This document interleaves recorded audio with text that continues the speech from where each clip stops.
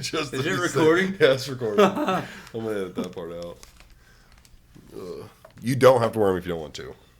It's just if you want, it just helps you hear yourself. Oh, wow. Yeah, because I did a podcast with someone one time, and like I could hear them pretty good, but I could also tell they kept like going like this, and they'd be way away from it. And then when I watched it back and was editing and stuff, I was like, shit, I should have told them to get closer because they kept going way back. Right. And I was like, well, it's fine. You can hear it enough. So if you want some of those too, Ooh, we got some of ons. those. Oh, never mind. I won't say it on the podcast. You can say ons. That's what you. They want to sponsor. They can sponsor. No, it wasn't the ons Oh, part. what? Is what we used to do in jail with them. Oh, well, I'm open to I'm open to your stories. Your stories are hilarious. My stories are terrible. So, First off. but they're funny. Shit, we did not cover. I'll splice it together. Speaking of say, I hope Okay. you got a hell of an editor. We'll splice it. Okay, yeah. Those are like some of the big no-nos. But other than that, you're all good. All right. So we gonna snort one of these or what? I've done one time. I was at someone's birthday party, and been drinking and feeling pretty buzzed. And I think I noticed in the container there was a ton of powder, like more than normal. So Yeah. I think one broke open or something. And somebody just jokingly was like, put it on the table and snort it. And so I just dumped it out. And they were like, what are you doing? I was like, I'll try it. I'll do it. So I, made a line and hit it, and instantly was like, woo! I was like, damn, I am, like, the buzz disappeared. Right. I was like, I am wide awake now. I guarantee you, when you're in jail and been in there for a while, you snort a patch of those and you feel high.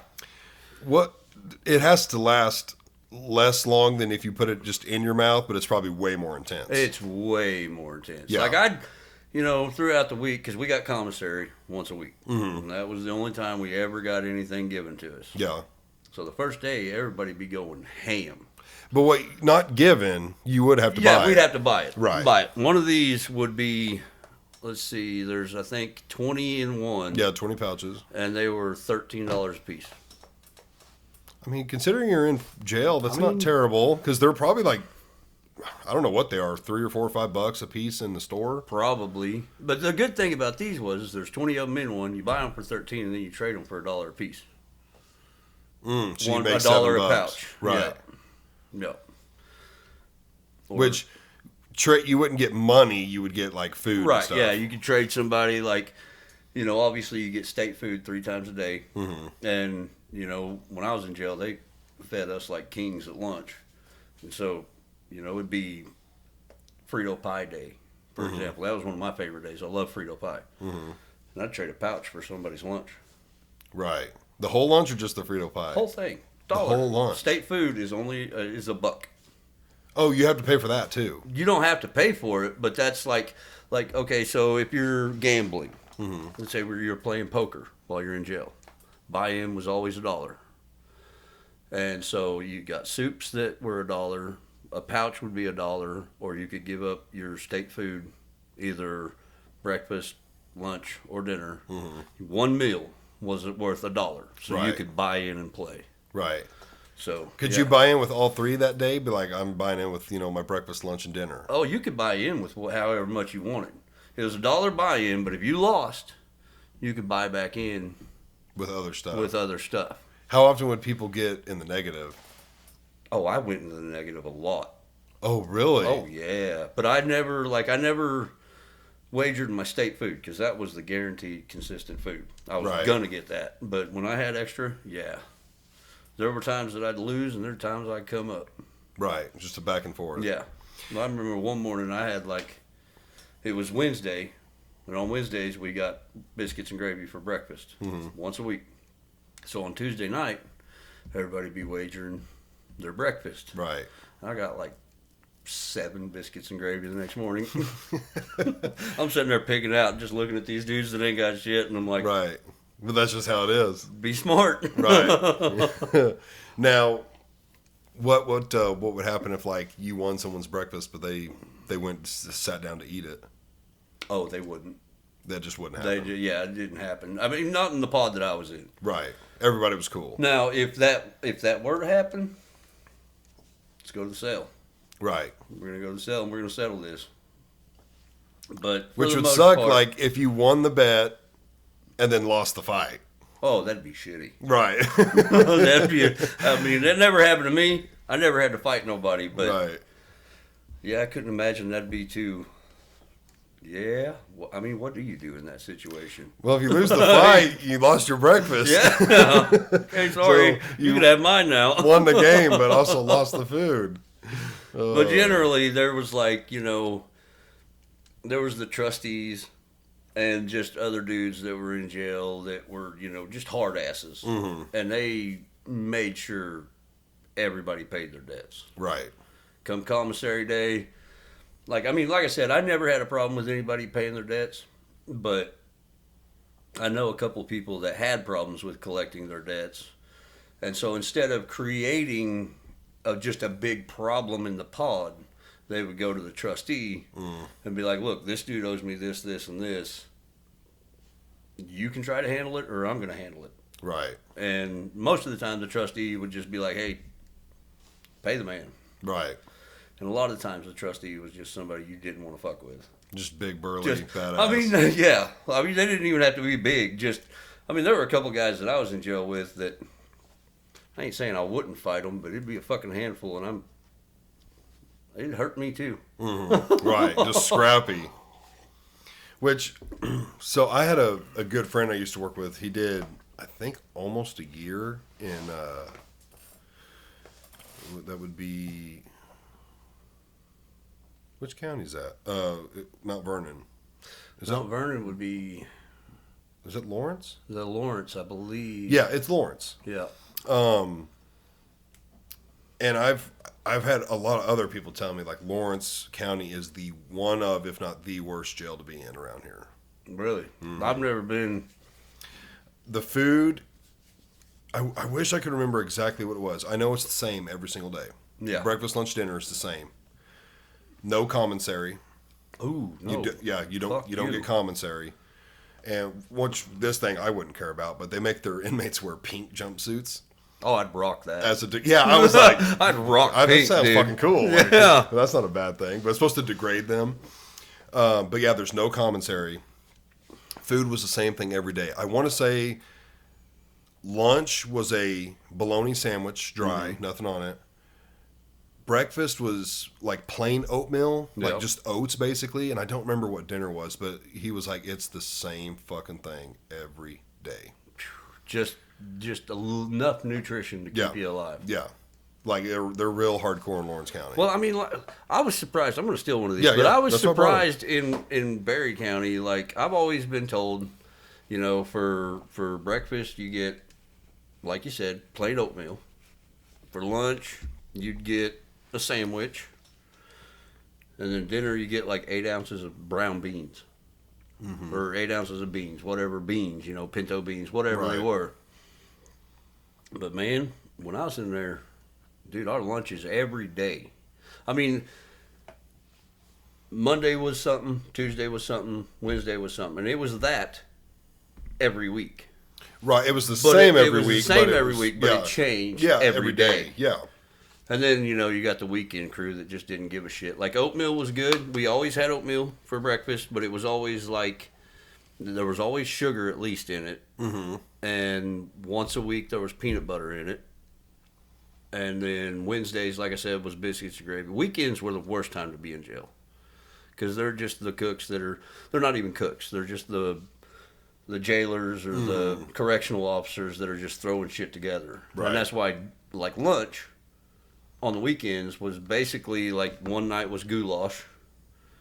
What's that? I call it goulash. It was basically like stew. They just took all the sides that were made throughout the week, because during the week you had your main and then 2 sides at lunch. And then come Saturday, all of a sudden all of these sides that were made throughout the week are thrown in a pan and fed to you on Saturday. Right. As, goulash stew, whatever the hell they want to call it, And then Sundays, I can't even, like, it was just something simple, like hot dogs or something. But I mean, it surprised me what they fed us in there. Of course, now that they got that big new jail, I think they kind of died down on that. But I mean, we get cake.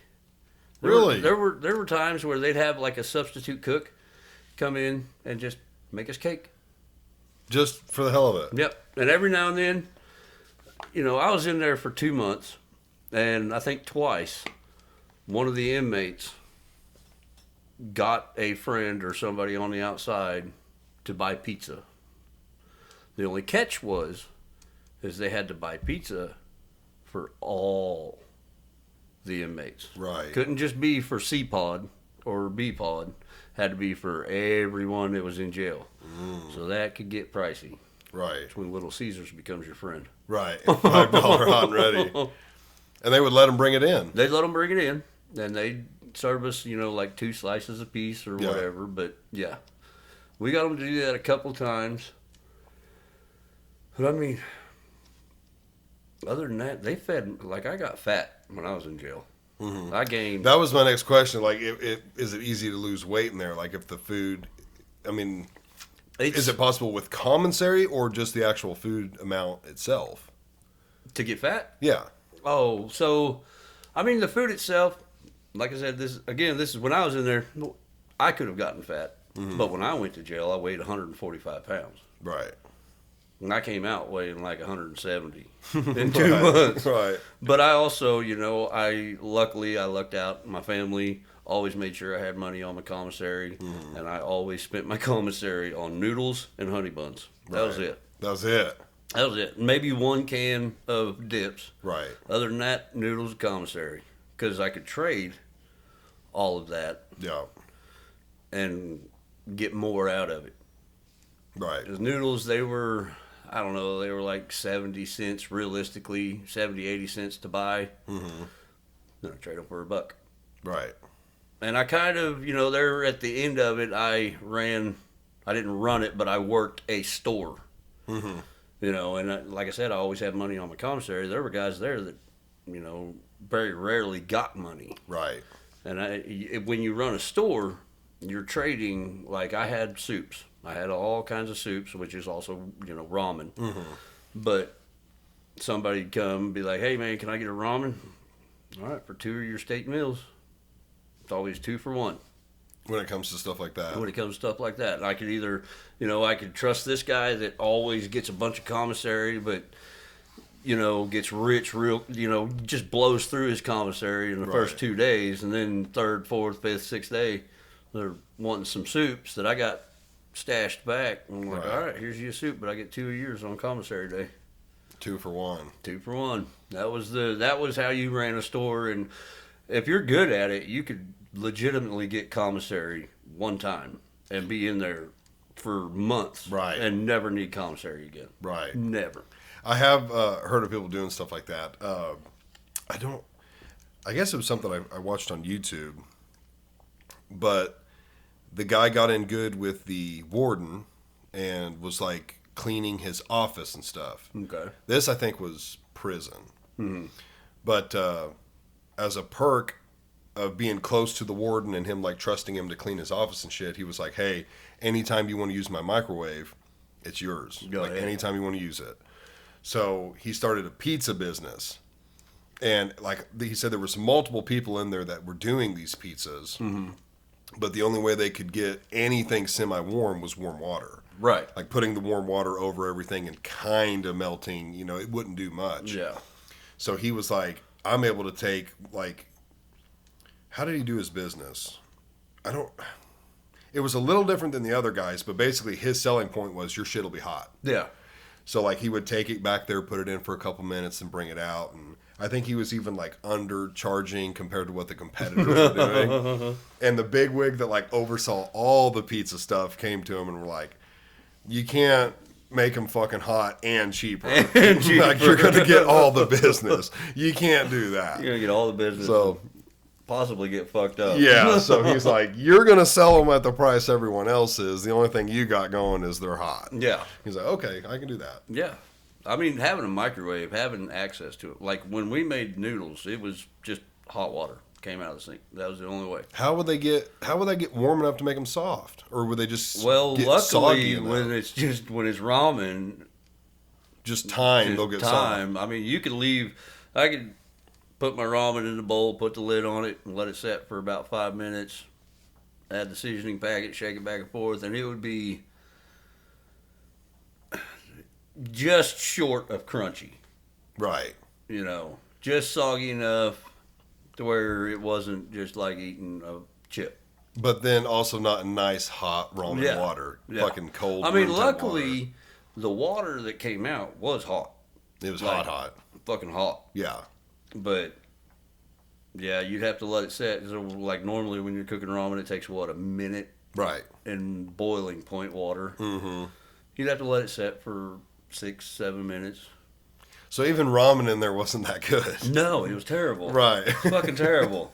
I ate mackerel when I was in jail. I don't fucking like mackerel. Right. It It's was terrible. just something different from It the was- state food. Yeah, because we'd make spreads. Like Oh, every day yeah. come commissary day, we'd make spreads. Everybody throw something in, you get a chunk of the spread. We made pizzas, we made smash cakes, just all kinds of shit. Tacos. Smash cakes. I wonder if that's the thing that I'm used to. Smash cakes was basically like Chips and just ramen. well, no. Okay, it's something different. Smash cakes was basically like a dessert dish. Mm.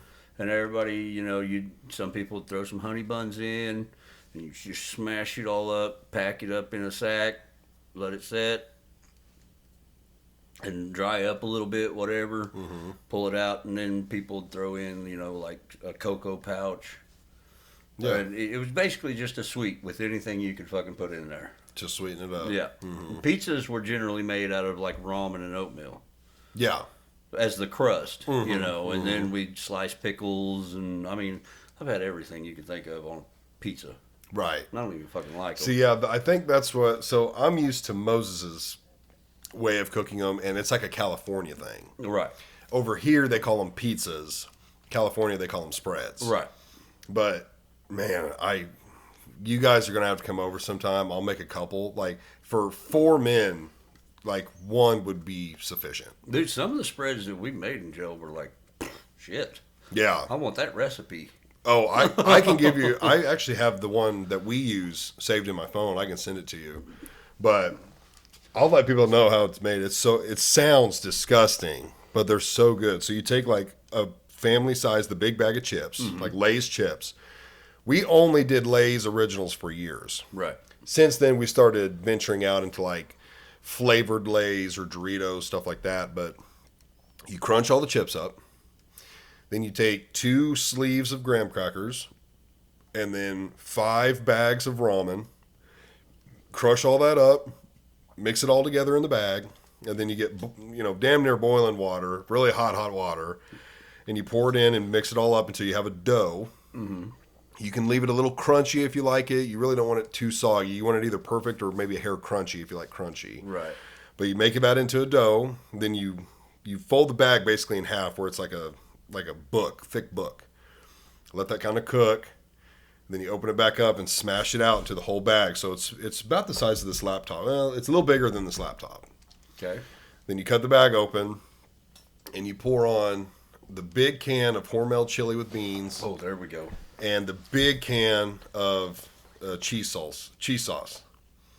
And oh, dude, I will founder on that shit. It does not sound very appealing. I remember the first time Mo made it for me, and I was like, "This is weird. Like this is some weird prison shit that they thought they were eating all gourmet." Kind of want to go to jail now. Yeah, dude. I bit into it, and it was like, "This is amazing." Dude, when you have just a few items that you can use, you learn Right. how to make it good. Oh, this is something. I mean, if you're in jail, I could like the way I can make them. Of course, it'd be a little tougher in jail. Just getting the shit warm. But Right. yeah, I could be a cook, bro, making those. Like, you give me the ingredients, let me eat with you. I'll make them. I'll make them all day long. Yeah, I'll make them perfect too. And that was the thing is you always you did not get in on the spread unless you put in Right. on the spread. Right. Got to contribute. Yeah. Yeah. I mean, there were guys trading. They'd go 3 for 1 on a soup just so they could get in on the spread that was being made. Right. Oh, I believe it. Come Which, spread day was real nice for store owners. right. You saying the pickle thing, I do remember, I think it was Brandon telling me that, yeah, they used to put like, now I think this was out of prison. They were really doing them up. But Right. they were putting like salami on them Oh, and yeah. pickles and all kinds of shit. And I was like, oh, that sounds all right. But dude, we keep it simple. Like, Right. we literally ate the original version, which was just like Lay's potato chips, for probably a decade. Maybe over, because I was a kid when I met Mo. So probably like 12, 15 years later, we were talking about making a spread, because we have them every couple months. And I was like, you ever thought about trying a different chip? He was like, no. No. I was like, why don't we, like, let's stick with Lay's for now, but like, let's get the dill pickle ones. Right. And we did that, and it was like, fuck, this is good. So it's like, let's get Doritos. Let's go big. So we've tried like multiple different chips. And then the only thing I've done that's a little different is like, I'll put a little ranch on it. Right. Or a little bit of like sour cream or French onion Right. dip. But man, I don't even want to put the other shit on it. Like, I like them so plain and just the way they are. They're fucking good. Dude, I guarantee it. I really want to have you guys over and we'll make a couple. I'll have a fight night. I'm in. And I'll What do you I'll mean make fight them. night? We're not fighting. UFC. Not straight We're walk the not dog fighting. on your ass. What are We're you not talking about? fighting. No, we'll watch some UFC. I'll make a couple of them. Hell They're yeah. so good. So good. That was another thing that we did in jail is we did do a fight night. Really? Yeah. I mean, it wasn't like fighting per se, but we'd take all the mats that everybody had and we'd stack them all in one cell Yeah. all over the floor. And we just have big wrestling matches. Wrestling. Yeah. Okay. We called it fight night. you know. Right. Had to spice it up a little bit. But They yeah, didn't care? They didn't know. How the fuck would they not see there's everybody no bringing their cameras. mattress? Well, they'd see that, but like in C-Pod was basically where they sent the guys that were just, not repetitive offenders, repeat what's offenders. the word? Not like non-violent. Yeah. Yeah. So like they had when I was in jail, they had A-Pod, B-Pod, and C-Pod. A-Pod was for, and I don't know if I can say this, but it was for the chomos. Okay. Yep. The B-Pod was for the gang members, which I mean, whatever. Cassville. Berry County. Right. Sperry County. It ain't gangs. It's just a Right. bunch of tweakers out stealing your shit. Right. And then there was C-Pod, which was just people that were in there that, nonviolent, that weren't They weren't return regular visitors. customers. Yeah. They You weren't know? repeat customers. So, like, I was in C-Pod, and they couldn't lock us down because we popped all the locks on the doors, and they couldn't lock the doors Right. in our to our cells. Right. Because normally, when you're in jail and it comes like it's bean time or chow time, whatever they want to call it, everybody'd have to go in their cell and they'd lock the cell down and feed you through the bean hole. Oh. In C-Pod, they couldn't do that because all the doors, the locks were fucked. They could not lock the doors. Every single one. Every one of them except for one. There was one door that was not popped. And when somebody from, B-Pod had to go in lockdown, they'd bring them in there and put them in that pod Right. and lock them down just to get them away from whatever caused them to be on lockdown. Right.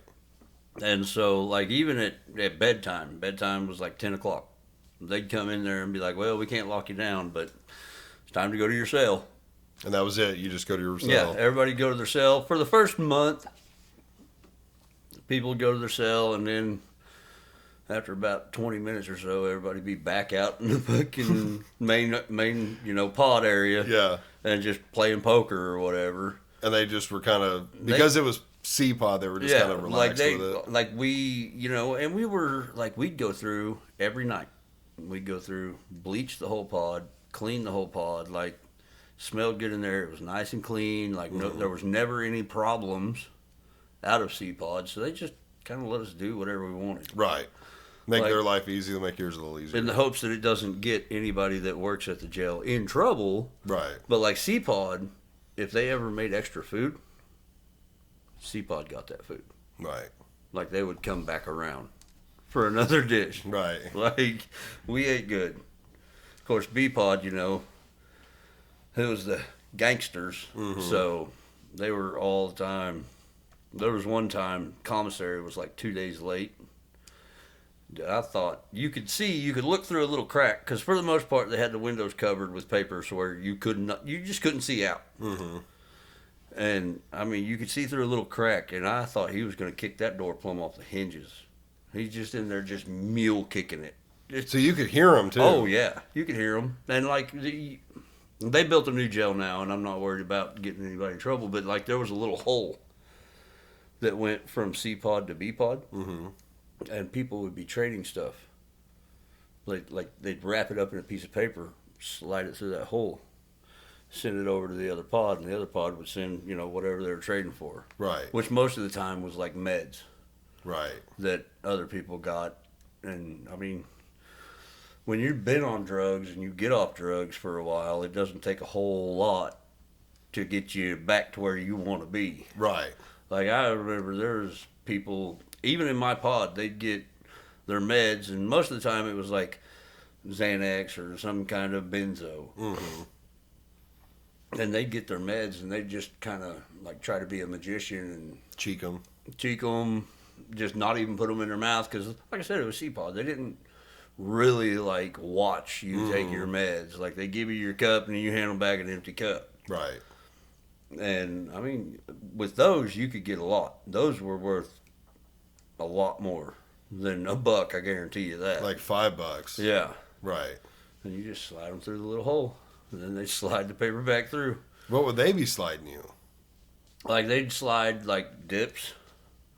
Like you trade a pill for 5-10 dips. Right. And they just fold the paper up and send it through. Like those dips were like the most sought after thing when you're in jail, because they cost so much in commissary. Well, how much could you get on your commissary each week?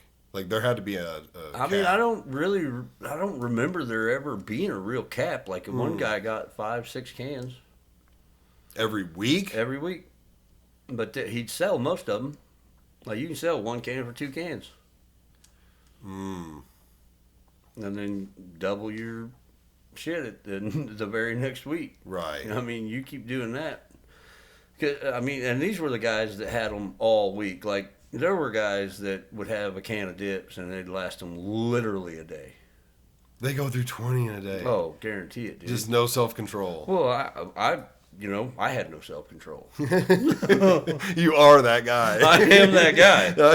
Like, I would literally take 2 playing cards, roll them up, bust 2 pouches open, line them up, just train track them motherfuckers, dude. Right. Just, Right.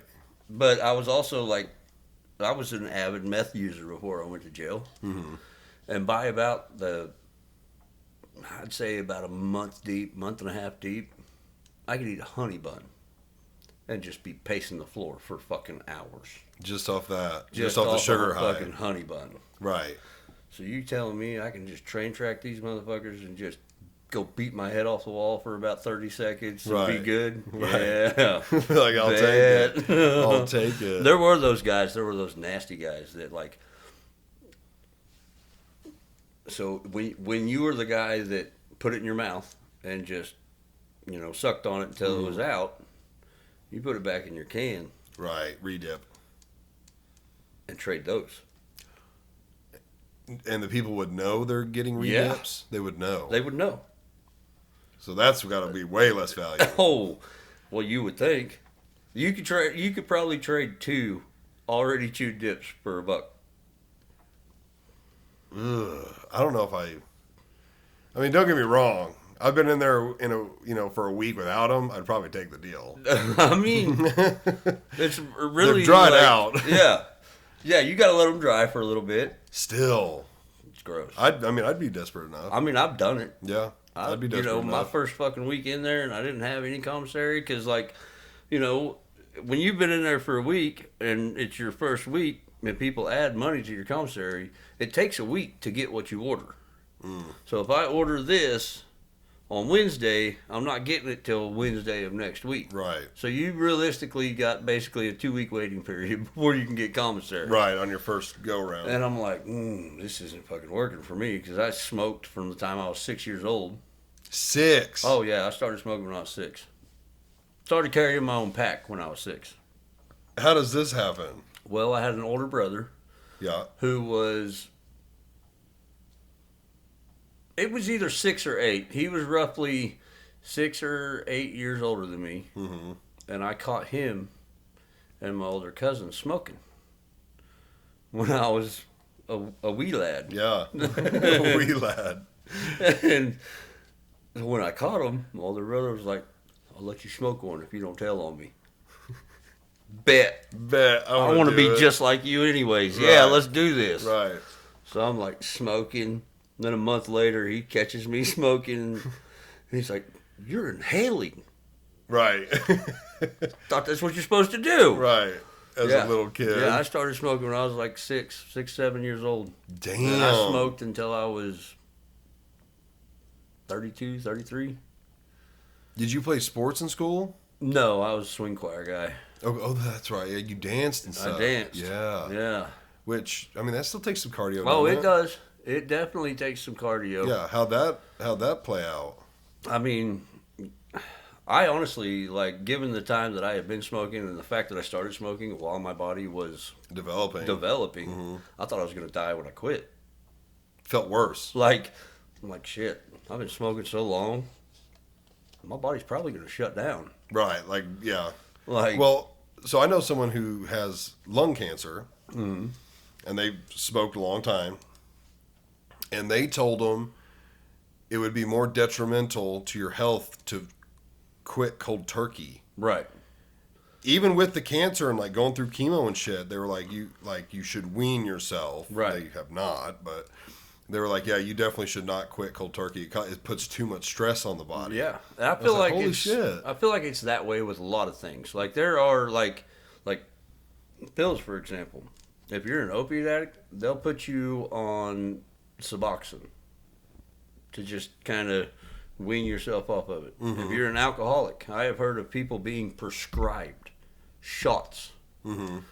to keep their body from just basically shutting down I've seen a guy on TikTok that talks about that. because they have to have it. Yeah. He wakes up every morning and has like 3 or 4 shots. Yeah. And like before his first one, he's got it and he's shaking real bad and he'll do 2 or 3 and then he's just levels them out. Well, I heard a story about a guy who, like, his family put him in a home, and he had been drinking liquor basically all of his adult life, probably some of his teenage life. And they put him in a home, and like he instantly, his body just started shutting down, and they had to take him to the ER. They couldn't figure out what was wrong with him, and finally a doctor came in and asked about alcohol usage. And they said, yeah, he's, an avid alcoholic. He's been drinking for a long time. And so he prescribed him, I think at first it was like, for the first week or two, it was 3 shots a day. Second week, or after that, another week or two, it was 2 shots a day. Went down to 1 until he could get to none. Right. Like, it's definitely something that you got to wean off of, or it can kill you. Right. Yeah, I've heard that too. Like, luckily, my drug of choice wasn't like that. I just basically quit it cold turkey. Cold turkey. Was it during jail that made you quit cold turkey? Well, yes, it was during jail that I quit cold turkey. But I just decided when I went to jail, I was like, man, fuck this. This ain't no life for me. I don't want to do this. Right. And I was one of the lucky few. For a lot of people, it is very hard to quit. And I'm a firm believer in, like, you're not going to quit until you yourself are ready. Right. You can have 1,000 people around you supporting you, begging you to quit. It ain't going to happen until you are ready. Right. And I went to jail and I was like, I'm done. Just I ain't like that. doing it no more. And I've been around it since I've been out of jail. I've been around people that are smoking it. I just got no drive to do it no more. Right. Like, it's done It was honestly losing the contact with my kids for almost 2 years. That was it. Right. I was done with it. Wanted no part of it. I mean, it's a way lower scale, but like tobacco's like that with me. Like my old lady has wanted me to quit for years, and it's like until I feel like I can just quit. Yeah. It's like it doesn't matter what you say, what you do. Like I can't. No. Like I can't do it, and if I can't do it, nobody else is going to make it happen for me. Right. Yeah. It's got to be something you want to do. Yep. I got people in my life now that I'd love. I mean, they're not in my life just because I avoid that whole lifestyle, all about it. But they're still I love them, and I want to see them do better, and I'll preach at them all day. But at the end of the day, I know it's not doing any good. Right. I'll always be that guy that preaches at them and tell them. I won't preach at them, but I'll tell them, hey, like, I'll describe my story and where I'm at now and how much better off I am, in hopes Right. that it'll get through. Well, do you mind talking about that? I don't mind at all.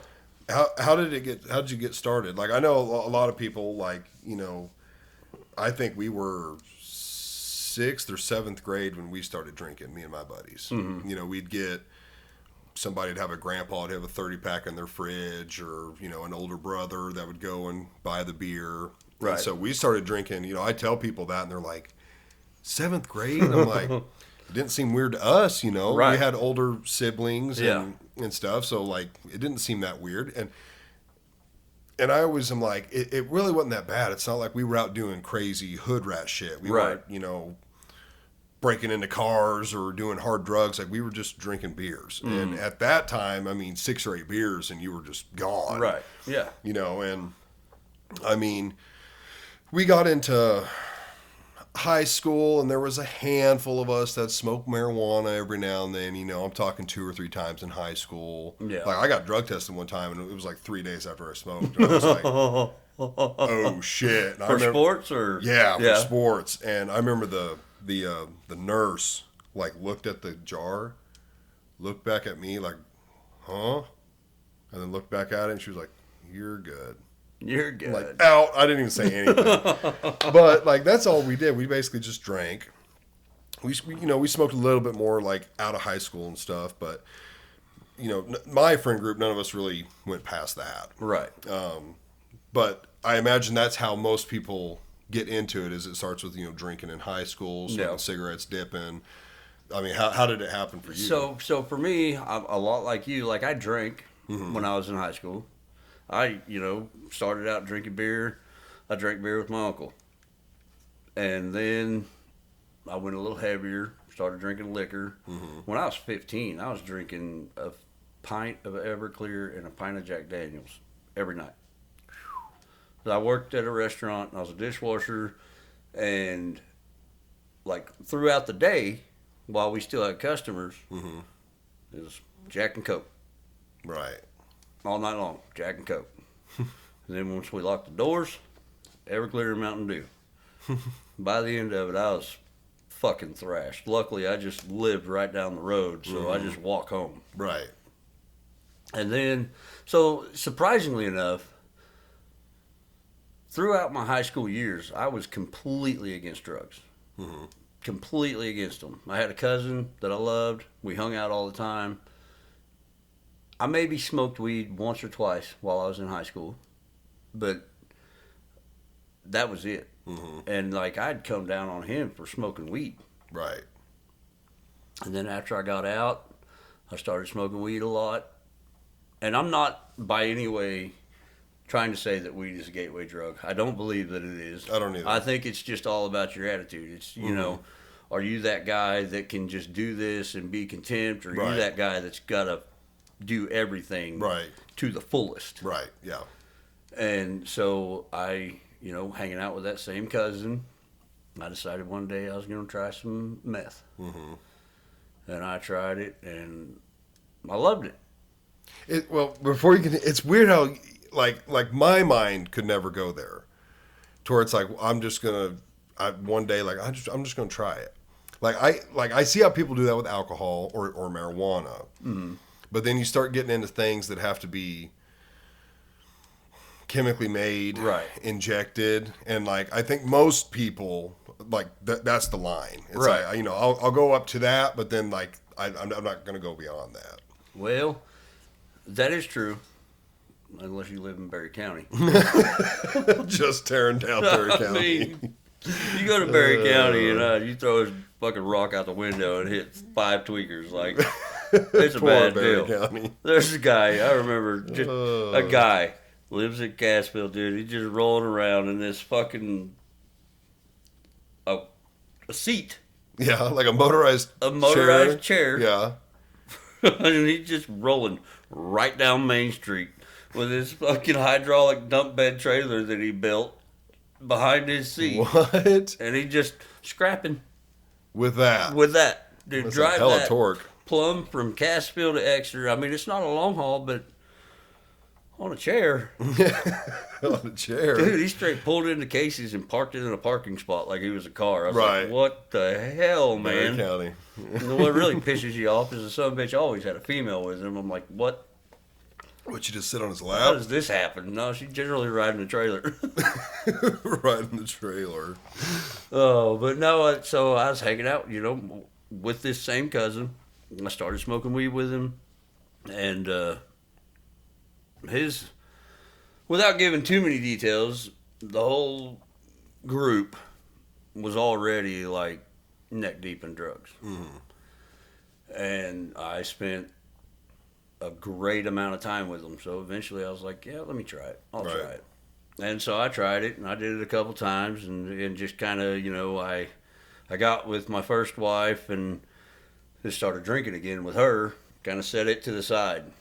I was, wasn't hanging out with, all that group as much anymore, and I was more with my redneck friends that, Right. big diesels and lots of beer. That was all it was. Right.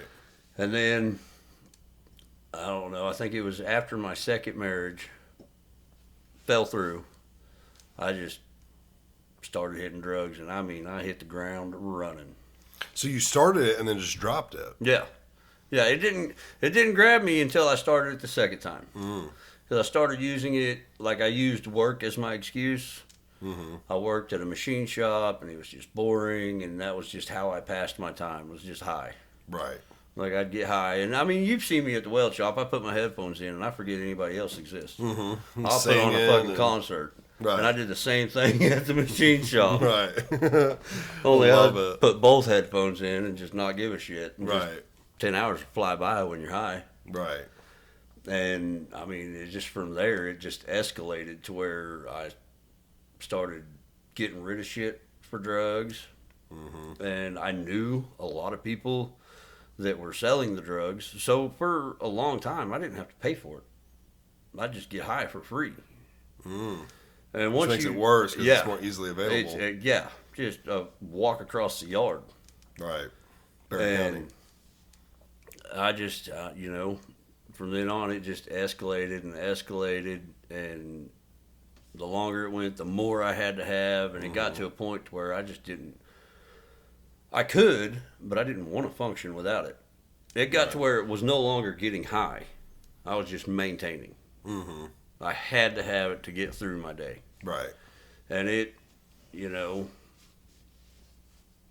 by the end of it, I was not who I am or was. Mm-hmm. I was a completely different person. The only thing I cared about was getting high. Right. I mean, I still worked.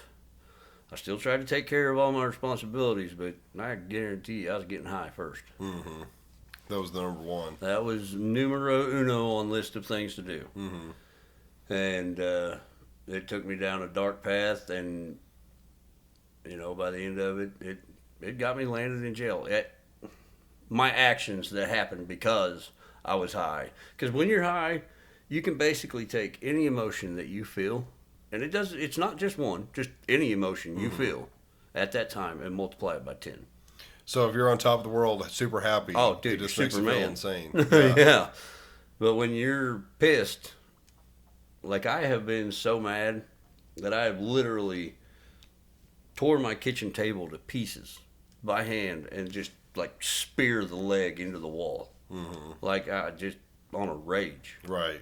and there's no stopping it. What about sadness? It can send you into a depression. Like, I was depressed a lot, but the thing is with those emotions, like, your brain is going fucking 1,000 miles an hour. Mm-hmm. So you're never stuck on one emotion. Right. But when you feel it, you feel it. But give Right. it 5 minutes and you'll be in a whole nother world. Just totally different. Yeah. Like, I'd go from mad to just happy as hell like that. Right. Quick. But by God, there was a mess to clean up after I was Right. mad. Right. You know? What? It's so funny. Like, you see them in Casey's or something every now and then. They're in there. They're just, moving a million miles an hour and looking around and talking, and they always do this like neck thing where they're like flexing their neck and like biting at their shoulder. What is that Just, about? I don't know. It's just, along with being high, you kind of develop a sort of Tourette's almost. It's not Tourette's, but Right. like, you definitely get some. You're just jittery. Yeah. You get some tweaks that come along with it. Luckily, I didn't really get any out of it. Mhm. Like, I was able to quit and just go back to being a normal guy. Mm-hmm. But I know some people that have permanent tics Right. because they, got high for so long. Mm-hmm. My dad did. I don't think he would mind me telling this, but he used to smoke and stuff, like, way back in the day, and party and stuff. And I want to say, Dad, I don't remember. I want to say he did the peyote too, but they were doing some peyote, I'd love to. and one of the guys that did it, when it all was over, and they weren't really high anymore, he was never the same. Really? Never the Off same. peyote. Peyote. I thought peyote just sent you to meet your spirit animal. Well, like, I've seen like a Young Guns. Like- Young Guns has an iconic scene where they do peyote, and yeah, they're talking about the spirit world and shit. I mean, I of course have never done it. I don't know what it's like, but when that guy, when it was all said and done, he was never the same That's crazy. from that one time. So I worked on a conservatory up in Grand Rapids, and they had a desert room. Mm-hmm. And my buddy, he's like a fucking walking encyclopedia. And we're walking past all these plants, and he sees this scientific name on a certain cacti, or whatever peyote is. Mm-hmm. I think it's a flower or something And off a cactus, isn't it? Yeah, I think so. And he sees it, and he's like, that's peyote. Mm-hmm. And nowhere on this little plaque did it say peyote. Right. It was a scientific name. I was like, how the fuck you know that? Mhm. You're so full of shit. Turns out it was peyote. Right. We definitely took some. Yeah. We took a bulb out of it, but there's a certain way that you have to do it. You got to let it dry and then smoke it, and like, it's like weed. Like, you can't just take like marijuana and just pull a bud off a plant and throw it in a pipe and smoke it. Mhm. You've got to let it dry. Mm-hmm. And so we didn't do it right, so it didn't mess us up. But Right. I'd kind of like to. Right. I ain't gonna lie. Dude, the scene from Young Guns is hilarious. The Indian is the only one that's like doing it correctly, and everyone else is just fucked up. And Charlie Sheen's the only one that didn't take it. Have you seen the movie? Oh yeah. Oh yeah. He's like looking at everyone, keeping an eye on them. Everyone else is just gone. That's how I feel like I've done shrooms, and I've done Molly, Mm-hmm. which I'll fucking never do that again. I've heard the story. That was terrible. Mm-hmm. I'd like to try DMT. Yeah, I've heard about that. Isn't that something from grass? I don't know what plant they get it from, but it's my understanding, and don't quote me, I could be wrong, but it's supposed to be the chemical that goes over your brain when you die. Yeah, that's what I've also heard. And Yeah, that's why people like see their life flash before their eyes Yeah. and all kinds of memories and things. It's that it's chemical. supposed to be like a 10 to 15 minute at most high. Mm-hmm. Feels like a lifetime apparently. Right. Don't know, never done it. I've heard But stories of that too. I watched a documentary on it, and everyone that they interviewed, oddly enough, described the same kind of trip. The same things happened in their trip as the next guy. Right. Kind of weird. What was it?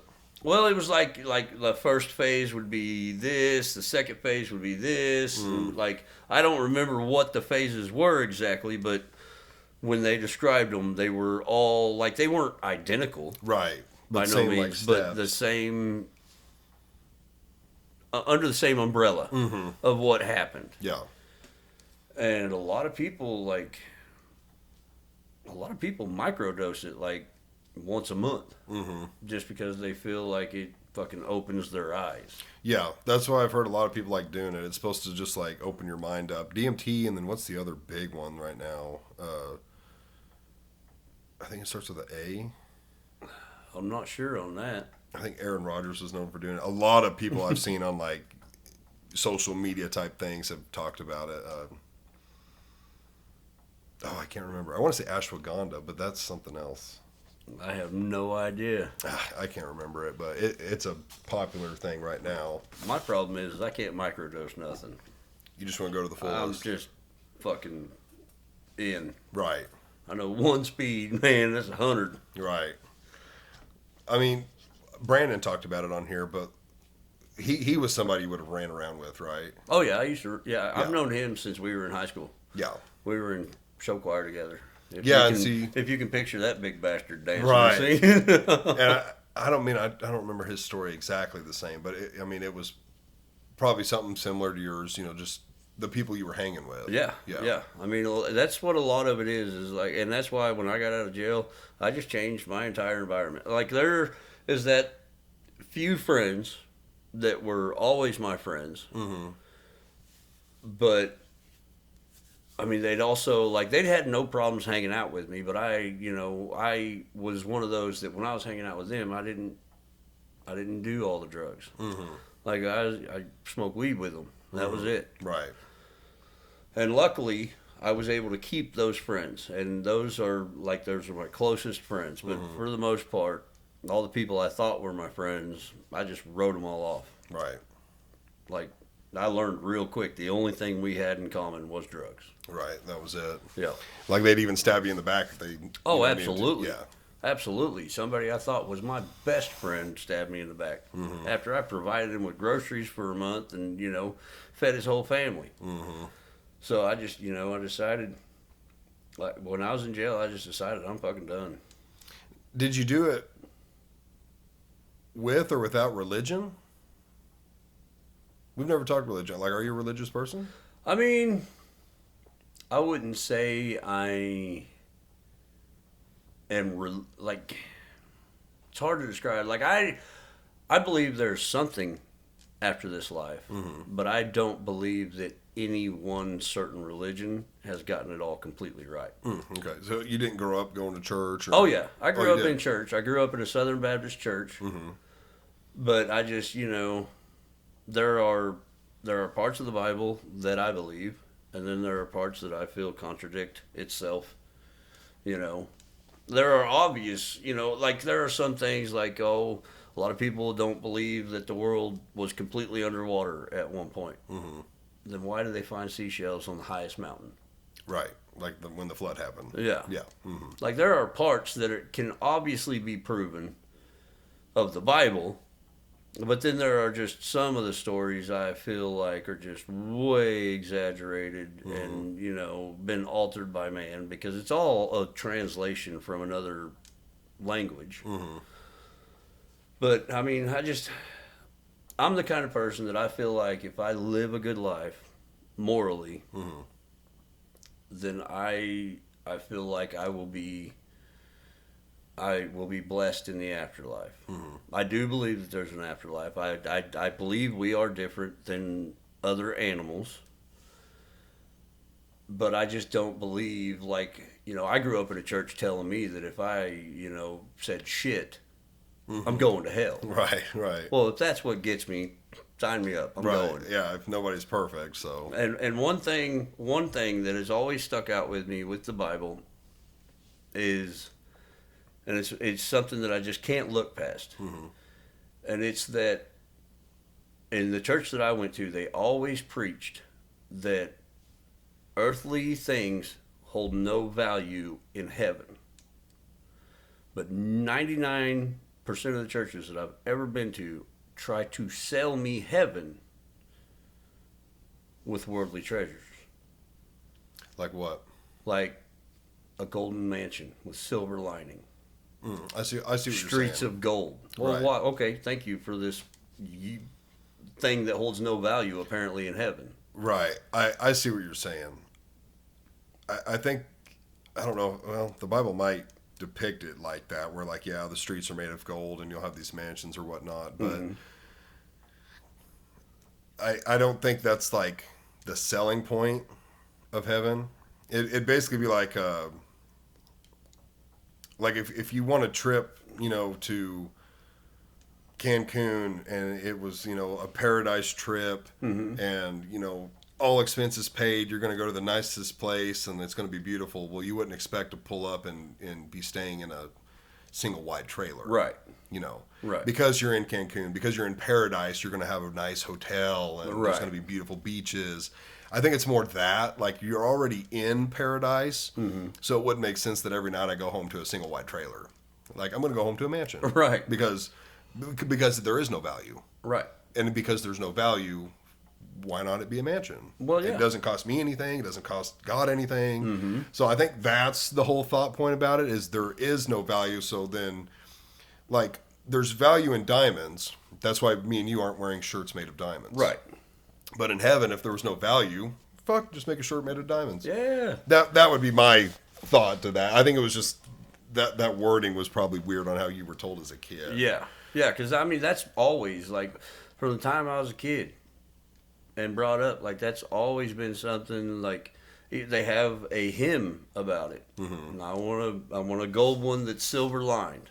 Right. I want a mansion that's gold and silver lined. Okay, you want some of no value. Right. I mean, I personally believe in heaven you wouldn't care about it. Right. It's just something that, like I just said, like if there's no value, you might as well have it. Right, you yeah. know? Okay, so let me ask you this.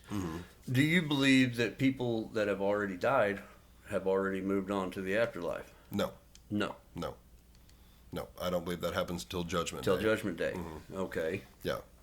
Like you always hear people like, oh, like, someone will pass and, let's say they were Christian or whatnot, and they're like, well, they're in heaven with Jesus now, and, they're living the good life. It's like, well, no. No, they're not. No, they're not, and I mean, we've lost a baby. And, I do tell myself that, like, our baby is in heaven. That's a weird line. And there's a couple ways to go down. I do believe there are some people in heaven. Because, like, the Bible does talk about the man on the, I don't remember if it was left or right, but he told him, on this day you will be with me in paradise. Some people are like, well, he said paradise, not heaven. Well, heaven is paradise.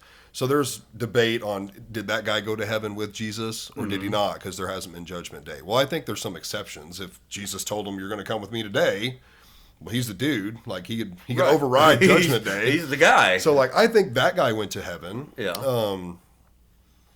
I think there's a few other people in the Bible it kind of talks about that maybe they went to heaven, like maybe Moses. I don't have the details in front of me. Right. But then it does come to things like children that don't. They're not. I think children, as far as maybe like.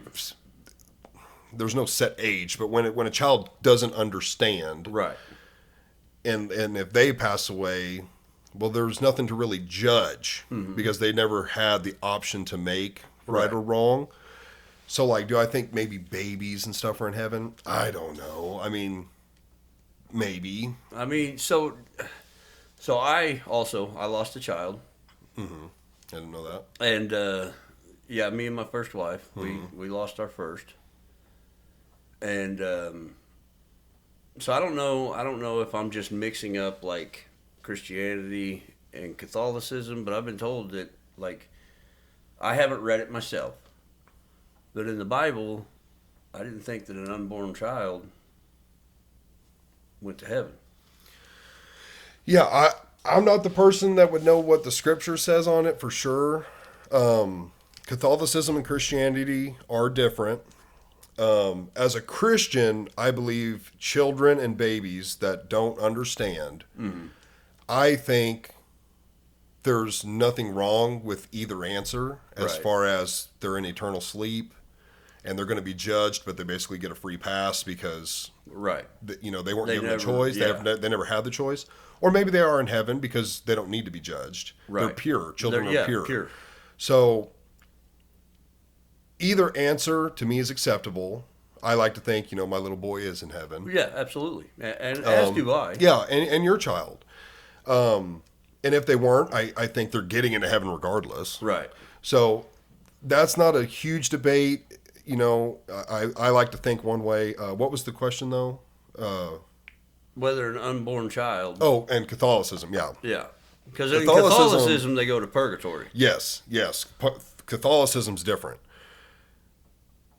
If the child, I don't know this for sure because I'm not Catholic, but I'm assuming the way they would think either way is if the child was baptized. I'm going to say it doesn't matter either way, baptized or unbaptized, because obviously in Catholicism, like, you baptize babies. Right. In Christianity, you get baptized when you understand why you're getting Right. baptized. They baptize babies, and then later on, you kind of go through a class that is like reaffirms you into the church once you understand. Yeah. It's weird to me, but I think either way, they would say no matter what, baptized or not, like everybody goes to purgatory, Right. which is nothing more than a waiting place. Yeah. Good or bad. Like whether you were a very bad person or a very good person. I thought like everyone goes purgatory there. was kind of one of the, 7 levels of hell?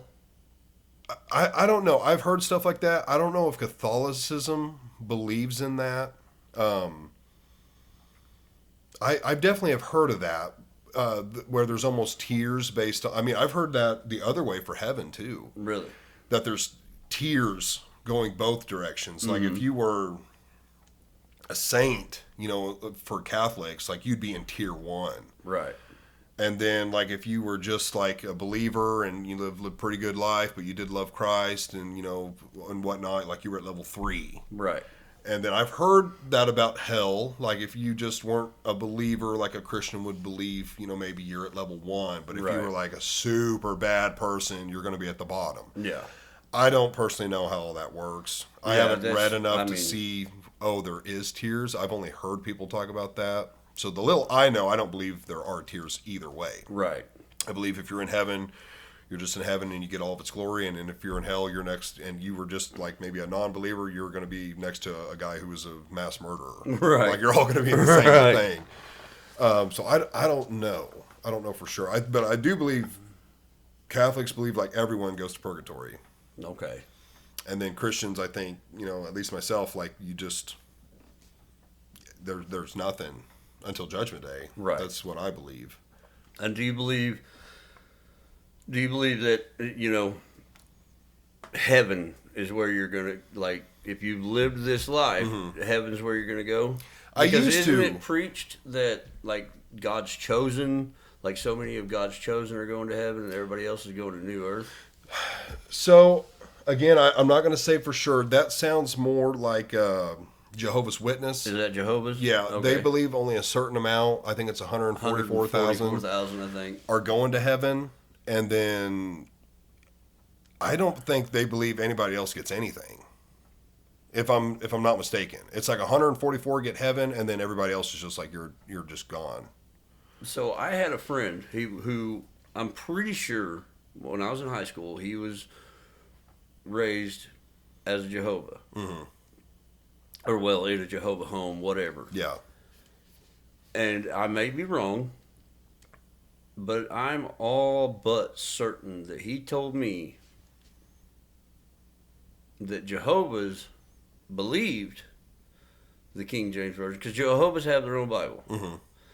And he told me that, because we talked about it, he told me that they believe in the King James Version Bible, but they believe like it's supposedly, and I may be on the on the wrong religion here, but he told me that the Bible they learn from takes place in the years that he can't be found in the King James, 13 to 30, where Jesus is not mentioned at all Oh, right. in the Bible. Okay. And their Bible is supposed to, and again, don't quote me, could be wrong, but I'm fairly certain he told me that the Bible they learn from is supposed to be what took place in the ages of 13 to 30. Why though? Because it's their beliefs that, I don't want to quote him, so I'm not quoting him, but I'm fairly certain he said that they think that during that period he traveled to other continents, Okay. and that's what their Bible covers. Interesting. I've been given a book. Jason, who used to work there, I don't know if you were there when Jason was there. I don't know that I was. Yeah, he was Jehovah's Witness, and he gave me a book about it. I never looked at it, but I don't know for certain. I know Catholics and Christians, what they have in common is, in order to get to heaven, you have to believe in Christ. Right. You have to follow and love Christ. There's no other way. Like, he is the way to heaven. Right. Damn it! What was your original question? It was about. I had my answer for it. For the, like, so many going to heaven and so many Yeah, going there to was new something about earth. tears, and then we said something else. Crap! Now I'm forgetting. There was the tears, and then there was one other thing. We covered what I thought about Covered purgatory. Yeah. And then I thought my next question was, do you believe that the people that have died and lived the way they're supposed to go to heaven or to new earth? Oh, it was the earth and the heaven. That's what it was. Okay. So as a kid, I believed that, like, yeah, everyone went to heaven, which was this like floating cloud place with angels, and no, like, that's not what heaven is. And then, since not so much reading more, I hate reading, unfortunately. Like, I should want to read the Bible, but through having discussions with people that do read the Bible heavily, what it seems to be is God talks about making a new heaven and earth. Right. And the whole reason he's making a new heaven and earth is because we will be on the new earth. Right. Not in heaven. Now, are you, like, willy-nilly able to go between heaven and earth? I don't know. That's a question I've never thought of. I'm going to say no, but I have no idea. I don't know why there's a need to make a new heaven and a new earth. Right. Or either or. Right. But that's what they've told me it says. Now, regardless, like, even if you don't get to just go to heaven all the time or whatever, the new earth is supposed to be basically what we would call heaven. Right. Like, there's no pain, there's no sickness. Right. If you like it at 68 degrees year round, it's going to be 68 degrees. We'll have new bodies not like this, but right. Like, you're not just a floating orb. Like, you'll have a body, but it's a body that probably doesn't require water and food. And, like, right. if we do those things, it'll be out of enjoyment, not out of necessity. Like, I think someone once told me, like, either in the Bible, it was either scripture from the Bible that was describing what heaven was like, or maybe it was something that someone had, like, died and envisioned or something, but it was talking about, like, a child eating some kind of sticky fruit, and, like, not even the fruit would make their hands sticky, like, just weird stuff like that. Right. Like, it's so perfect. Like, if you right. bit into something, it'd normally make us all sticky and stuff, like, that wouldn't happen, and everything would just be perfect. Right. So, yeah, we talk about going to heaven and stuff, and it's like, well, I don't know if you'll actually be in heaven, like, because it does talk about a new earth. Yeah. So I also think you won't care about that stuff. That's the discussion I've always had with a lot of people, is because there's lots of questions that I have about the Bible, and they're always like, well, in all reality, you probably won't care when you get there. Yeah. It'll be so perfect, like, you just won't care. And I hope I do care, because I have questions that it's like, I hope I remember them. Right. Because I would like some answers. You know, I just want to know. There's answers I've never got an answer that was like, oh, that's it. I've heard some where it's like, okay, I can see where you're going. Right. I've heard someone else say that. You said it a little better. But at the end of the day, there's some answers that just, until I hear it from him, it won't make sense. Yeah. And I'm sure he'll make it make sense. But there's no worldly answer that I've ever heard where it's like, oh, okay, I see why you did Right. that. Well, that leads to another question, but honestly, you're probably going to have to edit this out because I'm going to go piss and get a beer. Yeah, go get your beer. Oh, God. Not a beer, Not a beer. a water. A root beer. Root beer. That's hilarious. I'm going to have to kill this fly. It is bugging the hell out of me. While Josh is gone, because I really don't feel like splicing this together. I'm too lazy. Josh and I are co-workers. And, man, how long has he been there now? I think he got there shortly after I did, probably within like 6 months. So we've been working together a year and a half or so.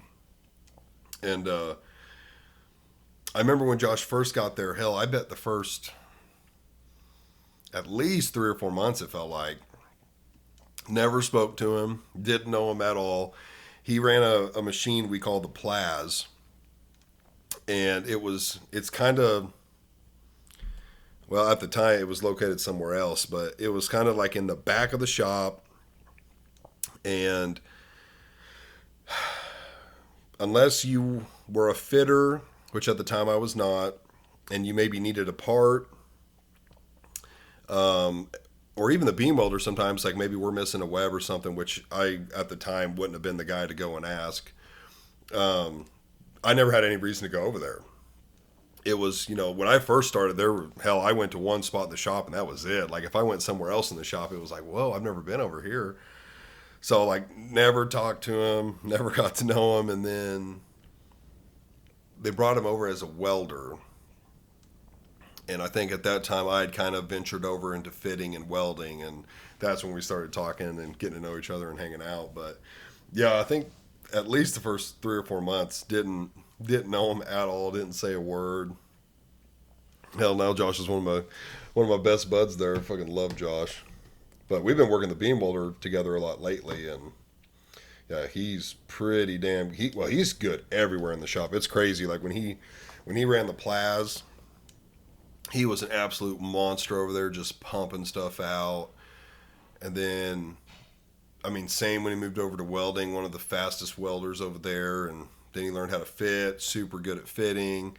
I don't remember how he ventured over to the beam welder, but he's just the kind of guy where it's like, you can show him how to do something, and in a very fast amount of time, he can do it by himself. So yeah, he came over to the beam welder. He's been over there a lot, which has been a huge help because he's damn good over there. But good old Josh. Oh, I think I hear him now. There he is. You really need to rethink the way they make the bottles. Yeah, bottles of root beer. Yeah, I was telling them about when you first started working. Didn't talk to you, didn't know you. You were over on the Plaz all by yourself. Had no idea who you were. It was like 3 or 4 months. But I think I was over there for 4 or 5 months. Something like that, yeah. Yep. You're just all by yourself. Barks? Whatever. You a Barks man or a Mugs man? I'm more of a mug. Mug. Yep. It's disappointing. You're that dog. That dog. What was the question? So shit. Talking about heaven and earth. Okay, so I've been told, and maybe it's just the church that I grew up in. Do you believe that when you go to heaven, you will remember this life? I've heard no. I have heard that you're not supposed to remember anything of this life. Yeah. Which, I've heard mixed opinions on it. Well, that's what confuses me about Christians. Is like they'll preach, the preacher will preach that you're not going to remember this life. But then Your wife dies. Your kids die. Your brother dies. You'll see them again in heaven. According to you, I'm not going to know who they are. So this is where I've heard mixed opinions, where you won't. I've heard it's a thing where like you won't know them, but you'll recognize them. Okay. And you will kind of know them. You might not know like that was my brother. Right. I think it's, in my opinion, I think what it is this place is supposed to be so mind-blowingly awesome. And being in the presence of God and what He's created for you, that a lot of these, if not all of these, earthly things won't matter. Right. And as weird as that sounds, like, you mean my wife won't matter? Well, it like when you get married, it says until death do we part. Yeah. Because you're not married in heaven. Right. So it's a weird thing that I think a lot of people just have a hard time coping with, because in on this earth, in our human bodies, it doesn't make sense. Right. Because we have good memories, like getting married, having kids, maybe even less important things like buying a house or riding your motorcycle or catching a big fish. Like, you have these fond memories, but I think the idea is with those good memories, you'll have far more bad ones. Right. And there's no point if you remember some of the good, but you're going to remember all the bad, there's almost no point in bringing it with you. It would be kind of like just weighing you down. Yeah. So I think in a weird way, it's the things just won't matter. Yeah.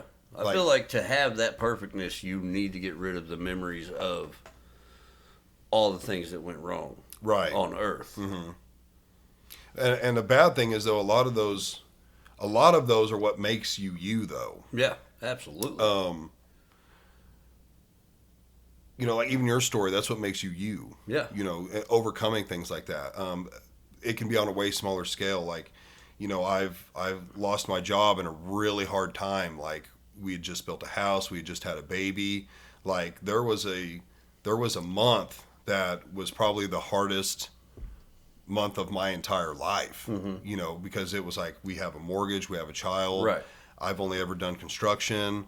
Like, I didn't go to college. What am I going to do? It was a very stressful, mind-altering, dark month. Yeah,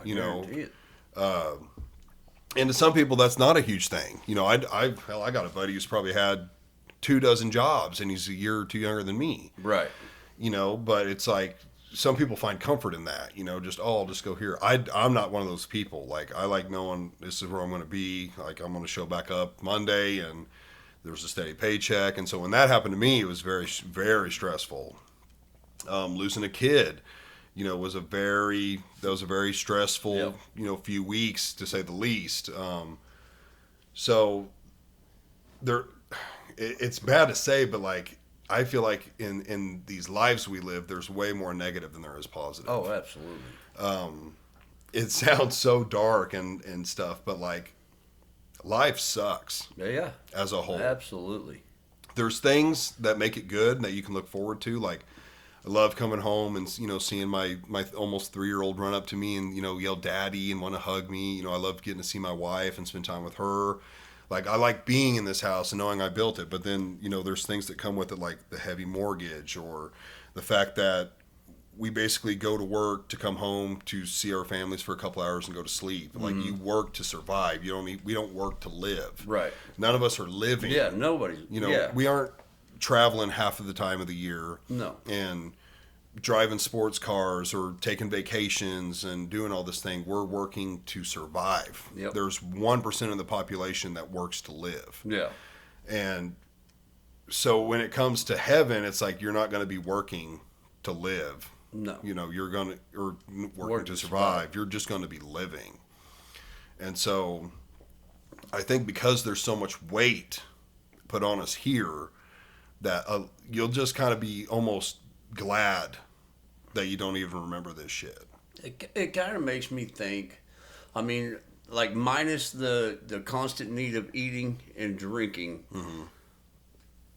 and I don't know, I just thought of this. Like, of course, the mind is going to work different, but you're just not going to have any concerns. And like my dog. My dog has no concerns. Right. None. And I mean, that seems like the perfect life to me. Is to just have no concerns. Right. You're just there. You're just there. But I don't know. For me, religion, faith, all of it, I feel like is just, kind of your personal walk with God. Very much so. I definitely agree with that. There's only so much you can get out of reading and discussing it with people, and you're going to take away certain things that you understand better than others, certain things you agree with than things that you don't agree with. At the end of the day, it is pretty simple. Like, you have to believe in Christ and love Christ. Right. Like, Christ is the way. Yeah. Now, whether you believe there's tears in heaven or not, whether you, like, some people believe the end times, like in Revelation, has already happened. Some people don't believe it's already happened. Like, all of that stuff is not the point. Right. That's all side stuff. It's important and it's part of it. But at the end of the day, like, whether you think you're going to tier 1 or you're just going to heaven, like, that's not getting you to heaven or hell. Yeah. It is your personal walk. Yeah. With God. Because everybody, you could read a passage, and I could read the same passage, and both of us take something different from that passage. Right.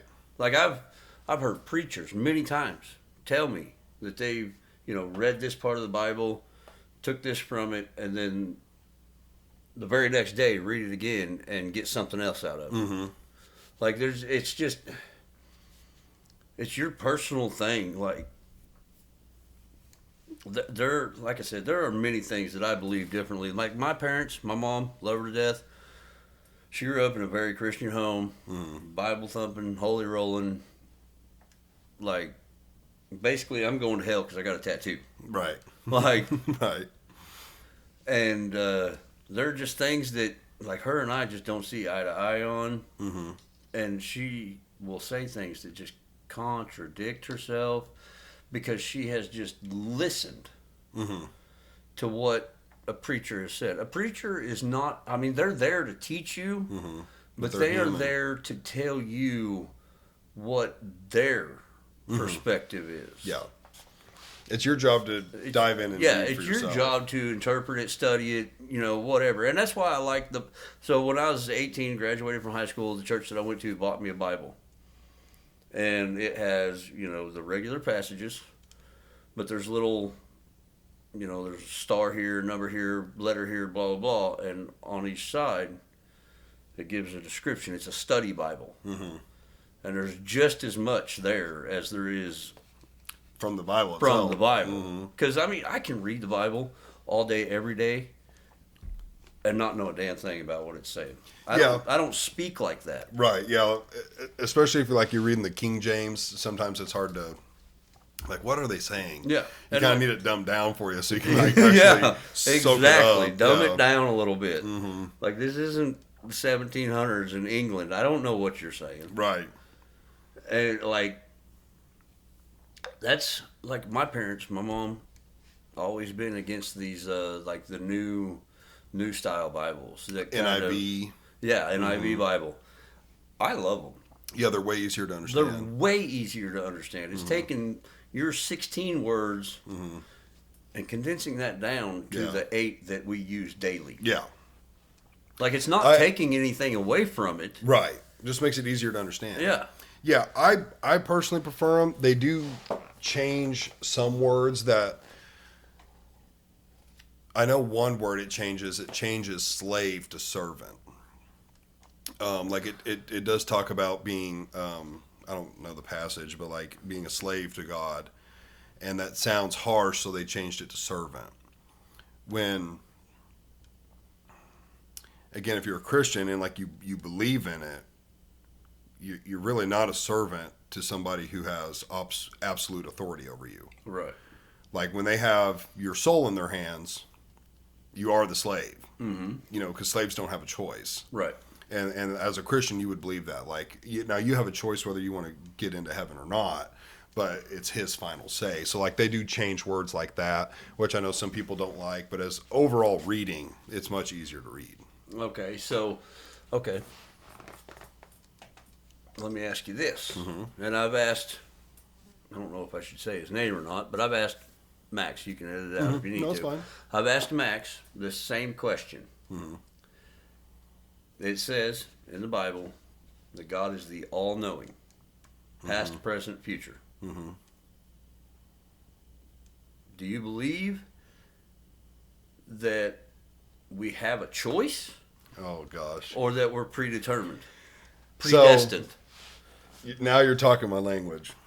This is my favorite topic to Oh, I discuss. love it. I typically don't discuss it with non-believers. Right. Because it's not something I struggle with. I don't struggle with my faith. But it's one of those things I hope I remember when I get to heaven so I can look him in the face and ask him. Right. Because I don't understand it. And there's no this is the question I was talking about earlier.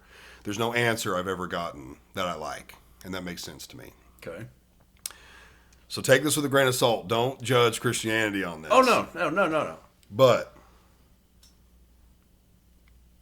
like you said, if God is all-knowing and he knows what's going to happen to you, do you have a choice? Right. Now, the way I've heard it laid out that I did like, I think it was by Zach, is you have 1,000 crossroads throughout your life, okay, that he put there. But the fact that you chose way more wrong ones than right ones is basically your own fault. Right. Okay. He's always there to help you go the right way. But every time you go the wrong way, like, that was on you.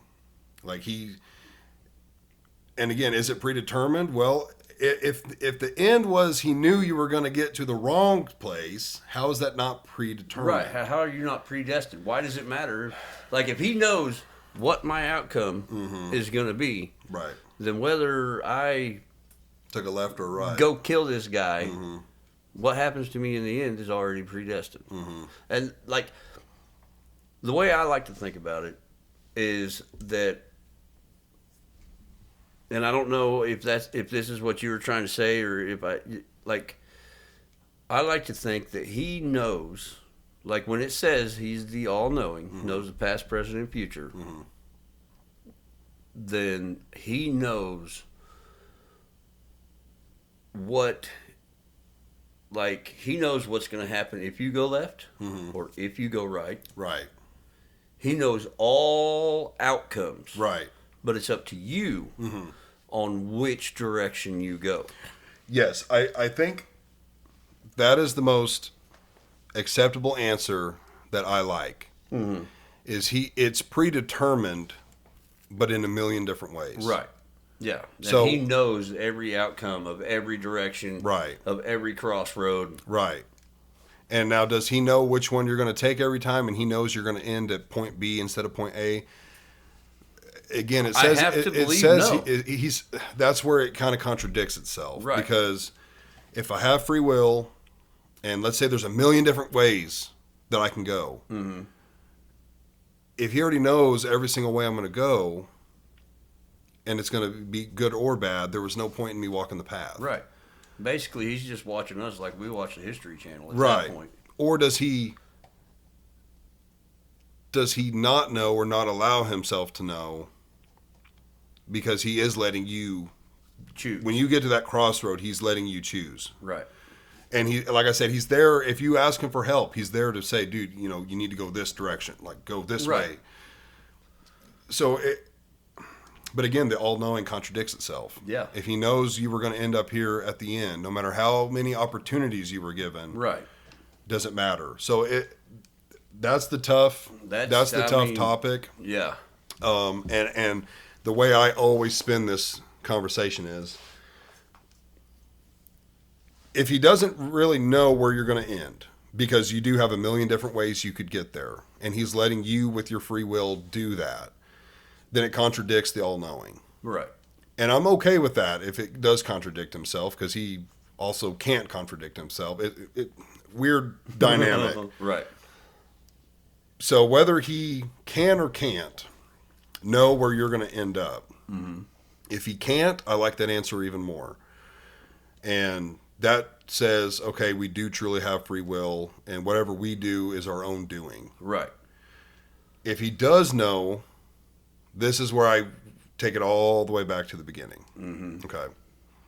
If he's all knowing and he knows the fate of every single person there ever was, is, and will be, why did you create it in the first place? Right. Why did you create Adam and Eve if you knew they were going to eat of the fruit of good, or the tree of good and evil, or whatever?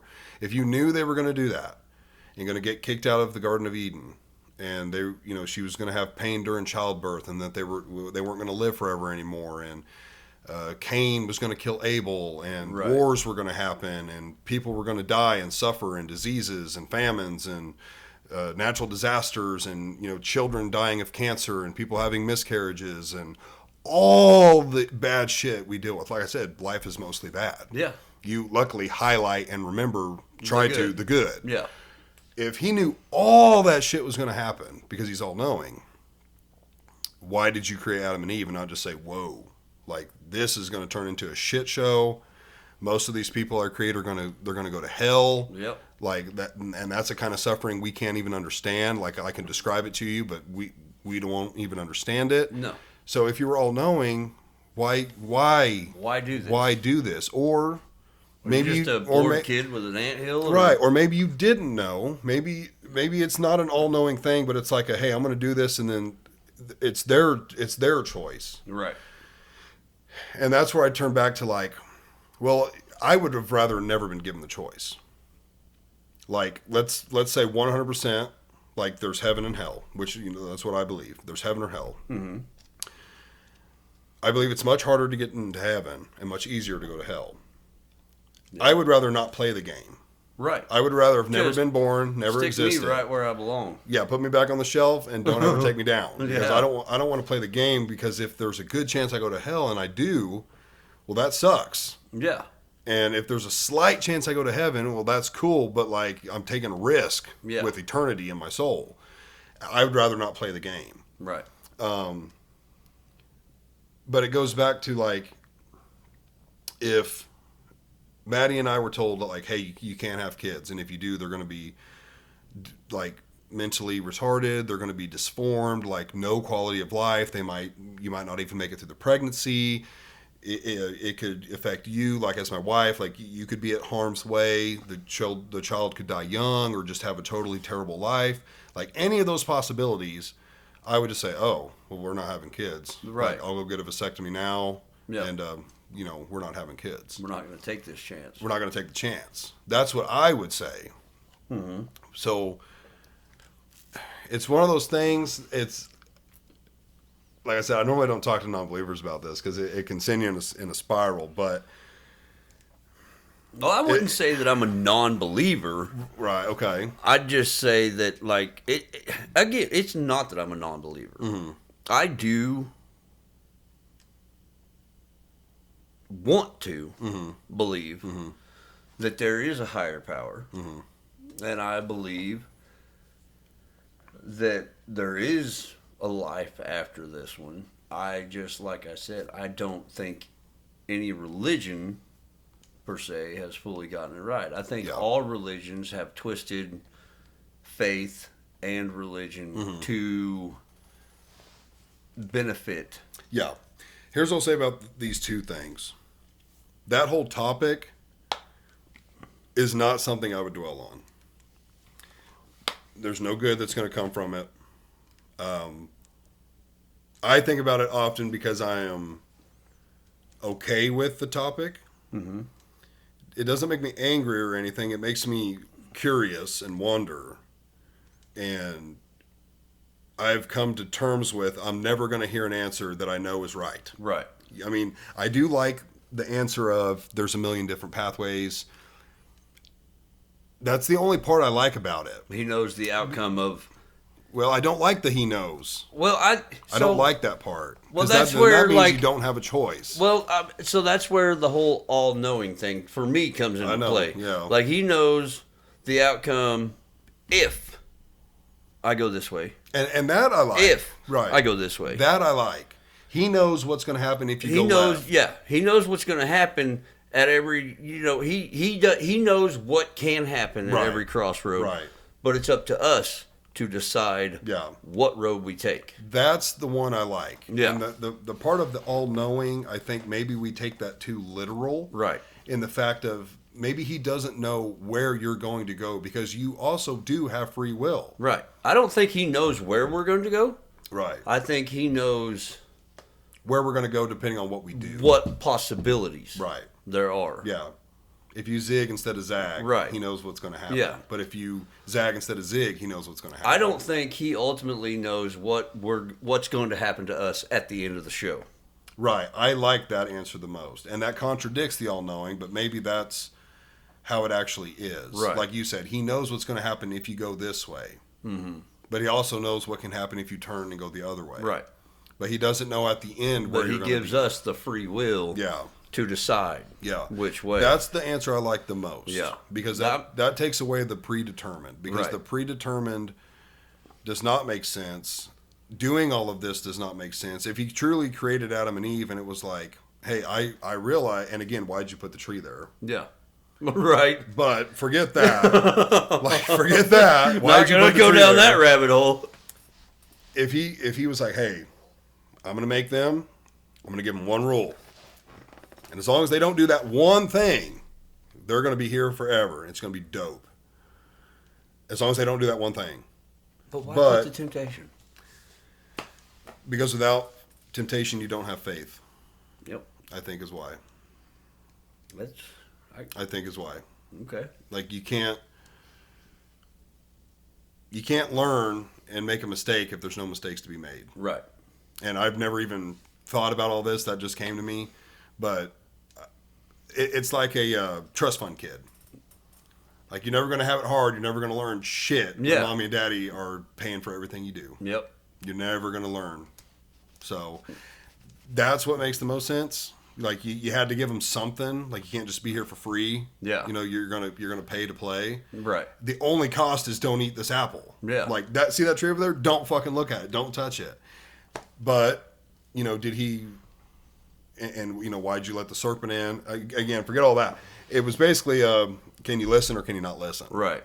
You're gonna have it great if you can just listen. Like we even teach that to our kids. Like, hey, Well, like, yeah. you're going to get to play and watch TV and do all these good things if you just, pick up your toys and listen when we talk to you and, don't potty in your pants and, shit like that. Yeah. You don't want to listen? We'll take shit away. Yeah. No more TV. You're going to get a spanking, shit like that. Mm-hmm. So, I mean, it makes sense to lay some ground rules. Like I'm giving you this life. Right. But it's just humans are inherently evil. Yeah. And stupid. And all it took was one apple to ruin it. One apple So one bad apple. and 1 feet. No, I'm kidding. Right. She did eat it first. But that to me is what, why it was put there. Because you obviously didn't have to do that. Right. But again, if you knew what was going to happen and what needed to happen, then you had to put it there so she would eat it. And then they'd get cast out. And then all this, I don't know. It's a tough thing. I refuse to believe that I am predestined. Because if Yeah. I'm predestined, I'm not going to work anymore. Right. I'm not doing shit. Right. I'm sitting in my fucking living room. I like that answer the most. We're not predestined. Even though he is all-knowing, I think it's you don't want to say like it has its limits because he's God, but like I think he has his own,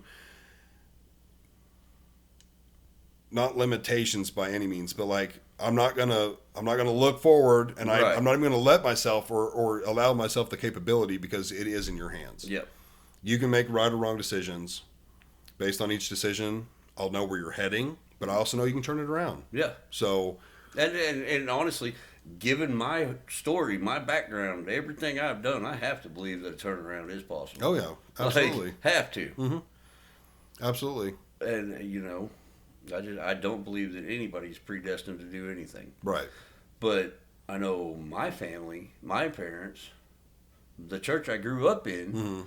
they believe that God knows exactly when you're going to die. Yeah, Like, I well, then think- why am I praying to Him for strength? I think a lot of these. I love you, Mom. Love you, Dad. So Christianity, there's so many different churches. You've got Nazarenes, Baptist, Pentecost, non-denominational. That's Church- my favorite. That's my favorite as well. Non-denominational. I have one right up the road here. You That's- passed it on the way in. Berwick. Oh, okay. I used to go there. That's what I relate to the most.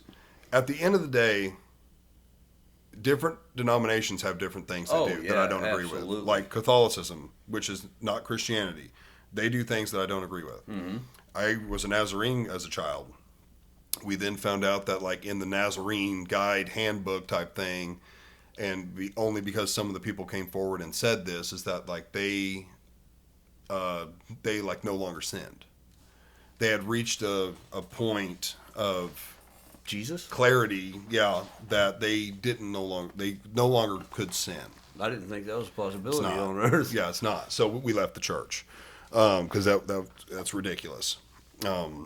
My dad, I remember, I guess for a few weeks, they were having pretty heated discussions in Sunday school, and Dad was like, "So you're telling me right now, if a 10 walked in butt naked, and she ran across your vision, like you didn't willingly look at her and seek her out, she just ran it across you, and you saw her, that as a straight male, you wouldn't have had a single thought about it. Like, those are some nice tits, she's got a fat ass. Right. Even simple stuff like that.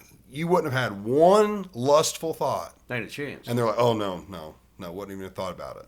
Ain't a chance. You're a straight man. You would have. You're a human. You're human. Like, it doesn't matter.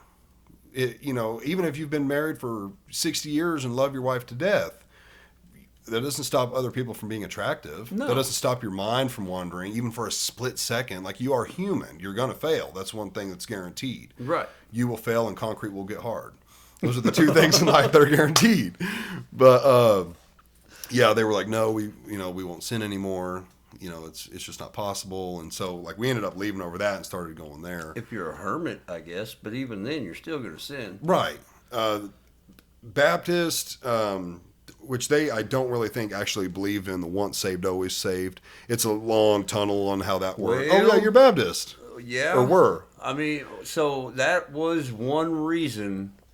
So we went to a church down in Cassville that was Baptist. Mm-hmm. Well, I didn't. I was already an adult by then, Mm-hmm. and I honestly, I stopped going to church when I became an adult and moved out. Right.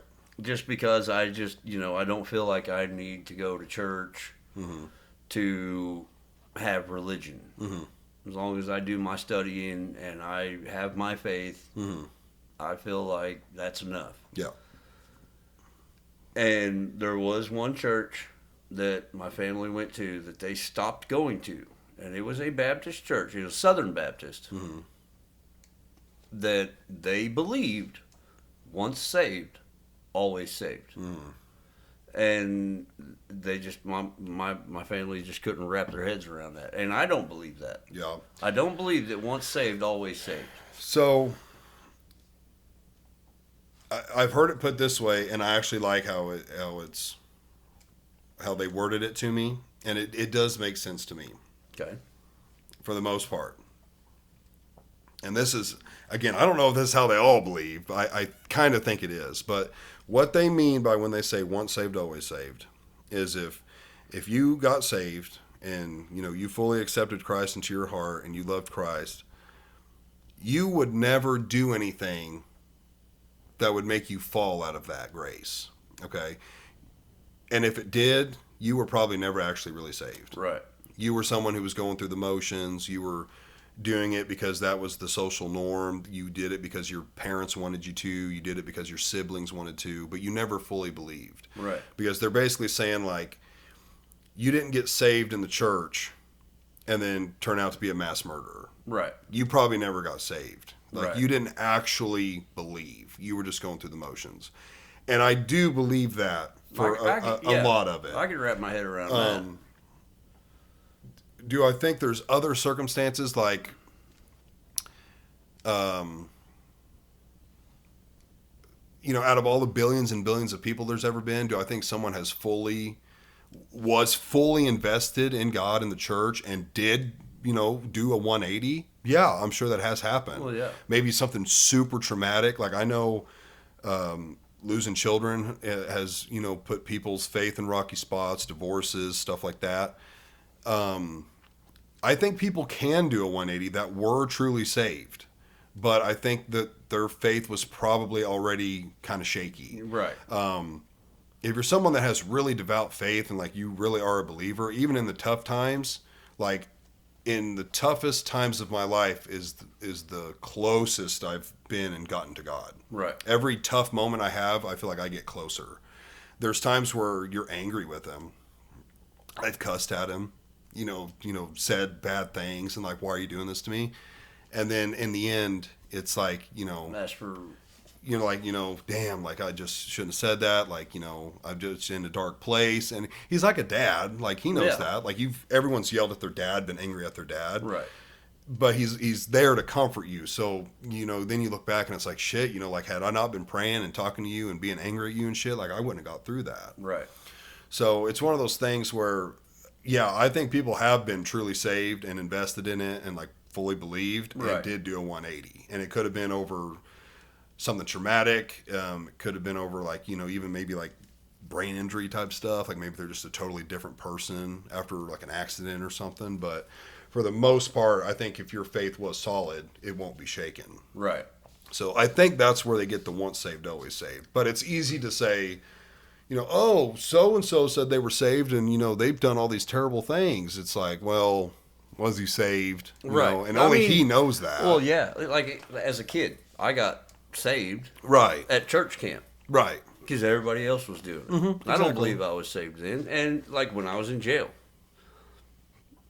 claimed I was saved then. Mm-hmm.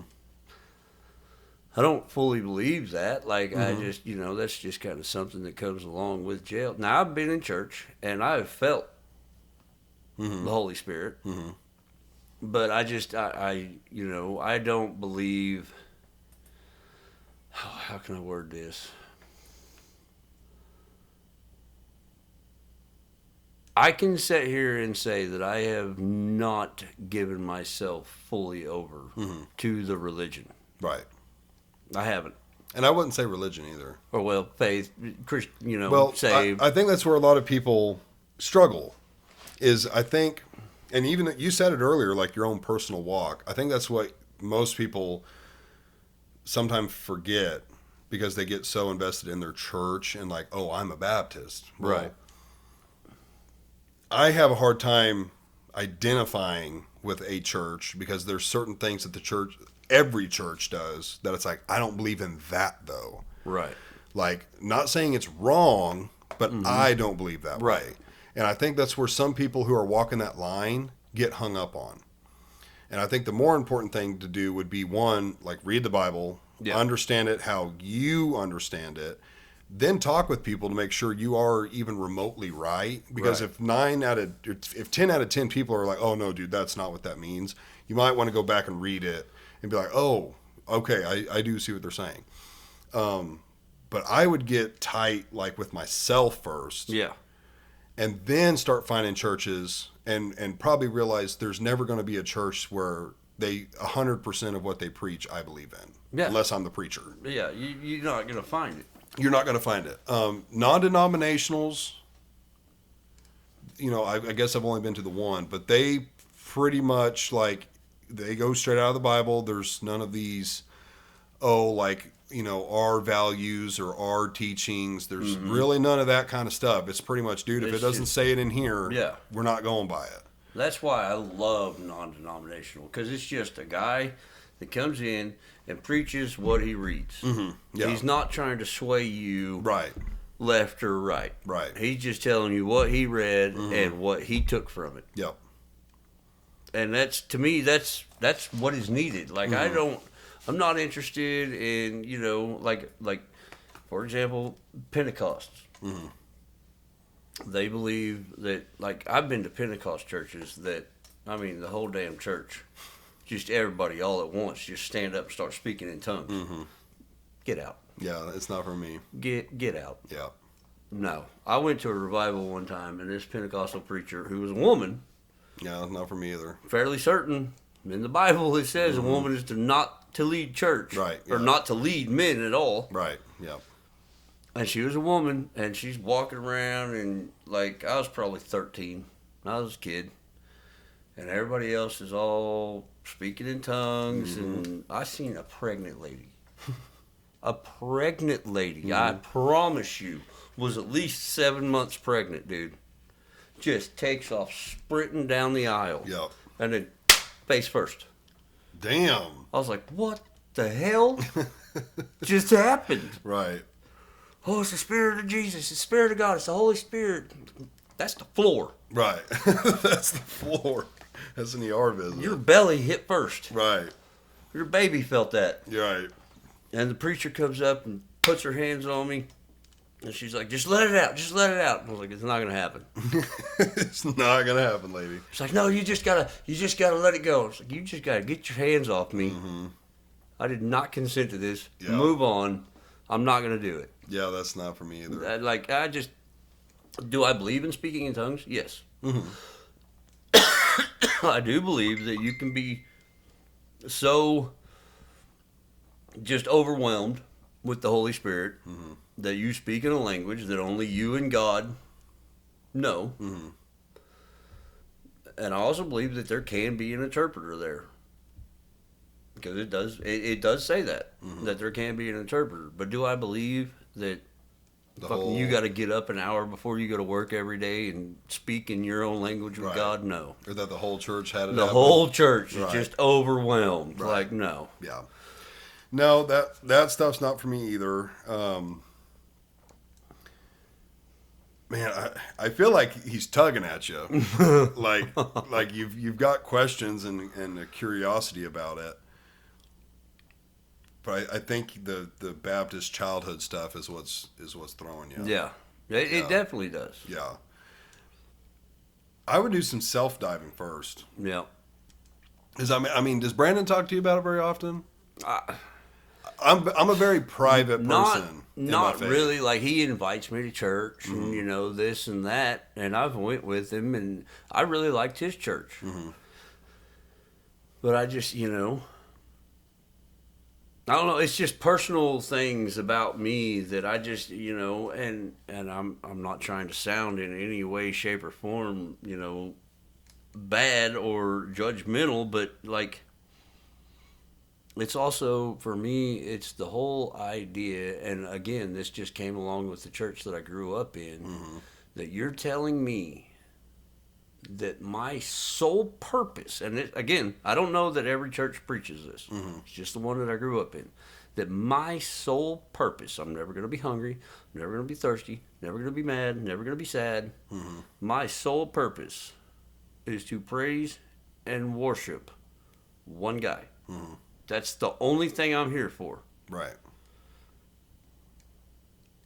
That just doesn't, I don't know, maybe it's just me, but that just doesn't do it for me. Like, growing up in the church I grew up in, it was never talked about like you're going to be, obviously you're going to be in paradise, but the only thing that they focused on was the only thing you're going to do when you get to heaven is praise and worship this guy.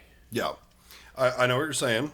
I remember like being a kid and a teenager thinking, like, heaven's going to sound kind of boring. Yeah, like I don't want to sing all day. And sounds like stuff. he's kind of egotistical a little bit. Yeah, I see where you're coming from for sure, because I've had those thoughts too. Like, like that's just what we're going to do all day. One, I don't think that's true. Like, you're not just going to be singing 24/7, praises to Jesus and God. Right. I think heaven entails way more than what we think we're going to be able to do. Like, what's something you've always dreamed of doing? You've never done, but you've always wanted to. Oh, God. Maybe going to somewhere in the world or doing an activity. Yeah, my biggest dream is to just travel, and Like my dad, I have he's a always lot of dreams. he's but- always wanted to go to Machu Picchu. okay. He's always talked about that. I think in heaven, if you woke up one morning and thought, I wouldn't mind seeing that, you just open your door and you're right there. You're just there. You know, I mean, that would stuff be. stuff like that. You know, Yeah. I've always, it'd be cool to go fly fishing in one of those monster rivers in Montana and just have the whole river to yourself and let out 50, 80 foot of line and fly fish. You open your door and you're standing in that river. Just You know, casting. I think it's going to be like that. Now, I think you will be so enthralled that you probably will want to sing praises all the time Right. and glorify him. Because, I mean, if you just woke up tomorrow and, like, you had no pain, you had no aches, you had no worries, no job, no responsibilities, like if you gave me that tomorrow, I mean, you gave me $1 billion. I don't have to do anything for the rest of my life. I'm talking on earth. I've got the best health care. I've got unlimited cars and boats and toys and a mansion, and I can go wherever I want, whenever I want. I'd fucking be calling you every day, bothering your ass. Dude, this is fucking This is awesome. I awesome. love you. Like, do you need anything from me? We're in Brazil right now. Like, you bet your ass I'd Yeah. be calling you every day. Absolutely. Dude, thank you. This is fucking awesome. It's probably going to be like that. that I can wrap my head around. Mid-cast, you're going to be like, bro, this is dope. This is Like, great. Look at this fish. I think that's what it's going to be like. So, but I think the churches just focus on the wrong things, Yeah. or maybe say it in the wrong way. Yeah. Because, yeah, if you told anyone, dude, we're just going to be standing in a choir singing 24/7, it's hard to understand why you would want to do that. Right. But if you put your mindset in, like, dude, you're going to be in heaven, like, and you don't maybe understand, like, none of us really understand what that's going to be like, you probably will want to sing praises all the time. Yeah. Because it's going to be so amazing. Everybody's paradise is different. Right, and it's going to be different. Yeah. And so, like, if your paradise is, a lazy boy with endless potato chips, you're going to be stoked. And honestly, like, I will say, there was a show that I watched recently that kind of made me think about it in that sense. Like, heaven is different for everyone. Right. And that's the show Supernatural. Mm-hmm. I I watched remember it, watching that back in the day. and, like, there were several episodes where somebody went to heaven. And they made sure and explained that heaven is different for everyone. Yeah. Because everyone has a different paradise. I fully believe in that. And Yeah. that, to me, that I can absolutely get on board with. Yeah. Because if your paradise is 90 degree weather with, some waves and sand, you're going to be on a beach. That's where you're going to go. And if your paradise is 32 below zero in a log cabin with a fire and a, cup of hot coffee, that's where you'll be. Oh, You you know. belong under the jail, but Right. and if you want to go back and forth, yeah. that's where you'll be. If one morning you're like, hey, I want to go, sit on the beach, you'll be at the beach. And if the next morning, you want to be walking the mountains in Alaska, you'll be in Alaska. That I could wrap my head I around. think that's what it's going to be like. But you're like you're just not gonna sell me. You're not gonna sell me on just my whole existence, my whole meaning for being there Right. is to basically be on bended knee worshiping you. Right. Like that just Right. I think what it comes down to is that's not something that's going to be expected or needed out of you. That's something that anyone who's you going to willingly give. you're going to willingly give, because you're going to be like, oh, I woke up this morning and thought, oh man, I want to go see Everest, and like I was at Everest, and it's like it's just so amazing Right. that you couldn't help but be like, dude, I love you, thank you for this life. Yeah. We don't understand that because none of us live that life. No. Even the people that do live that life on earth don't understand that. There's still money's going out. They're still stressing over their companies, whether they're going up or going down. Maybe their, wife's a whore or their husband's a douchebag, or Right. like everybody on earth has something going on. Oh, yeah. Whether you're dirt floor poor or the 1%. Yep. Where in heaven you won't have that. There's no you're rich, I'm poor, there's none of that. We're all the Just same. all joy. It's all joy. So we can't understand that, but I imagine if it was all joy, you'd probably be ringing the man upstairs every day, just reminding him, like, dude, you know, I wrote this new song for you. I'd love to come sing it for you, bro. Sing it. Imagine your Yep. voice in heaven. It's already like an angel. Dang, I tell you what. You may be leading the choir. Guarantee it. Wait for the Christmas album. Wait for the Christmas. Yeah, I think that's more what it's going to be like. That I could, you know, and well, like you said, I'm just going to have to do some diving personally and just figure it out on my own. Yeah, I feel like the Lord is tugging at your heart. I think if you did some research on your own and got more of an understanding of what it says to you, like that'd put you there. I'm a very private person in my faith. I don't like go up and preach to people. I'm not that kind of guy. Like I already have like stage fright, so I'm not getting up on stage and preaching to people. Or it's just something I don't like. If someone brings it up with me, I love talking about it, but I'm not going to be like, you know, oh, I heard so and so doesn't go to church. I'm not going to go up to him and be like, hey man, you should come to church with me and like get to know Christ. Like that's probably not a good thing, but that's just not who I am. I'm very private. Like even when we pray, you know, at supper time or something, like I do it sometimes. Like normally I just let Maddie do it, you know, and it's just, I'm a private person like that when it comes to that. Right. But I like talking to other people about it because then I hear things and it's like, okay, like I like that or I don't agree with that at all. But it's good to expose yourself to what other people think and believe because then you'd be like, oh, okay, like we both believe that, or oh yeah, I don't believe that way, but I see where you're coming from.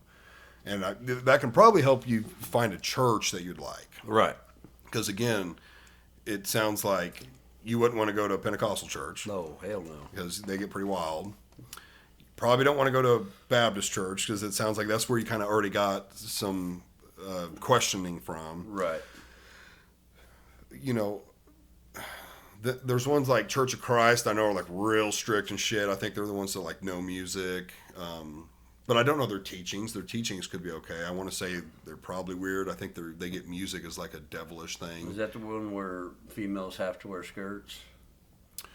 I don't know. I know I went to I think it was a Mennonite church one time. I don't think they were Amish because I want to say I remember seeing cars outside.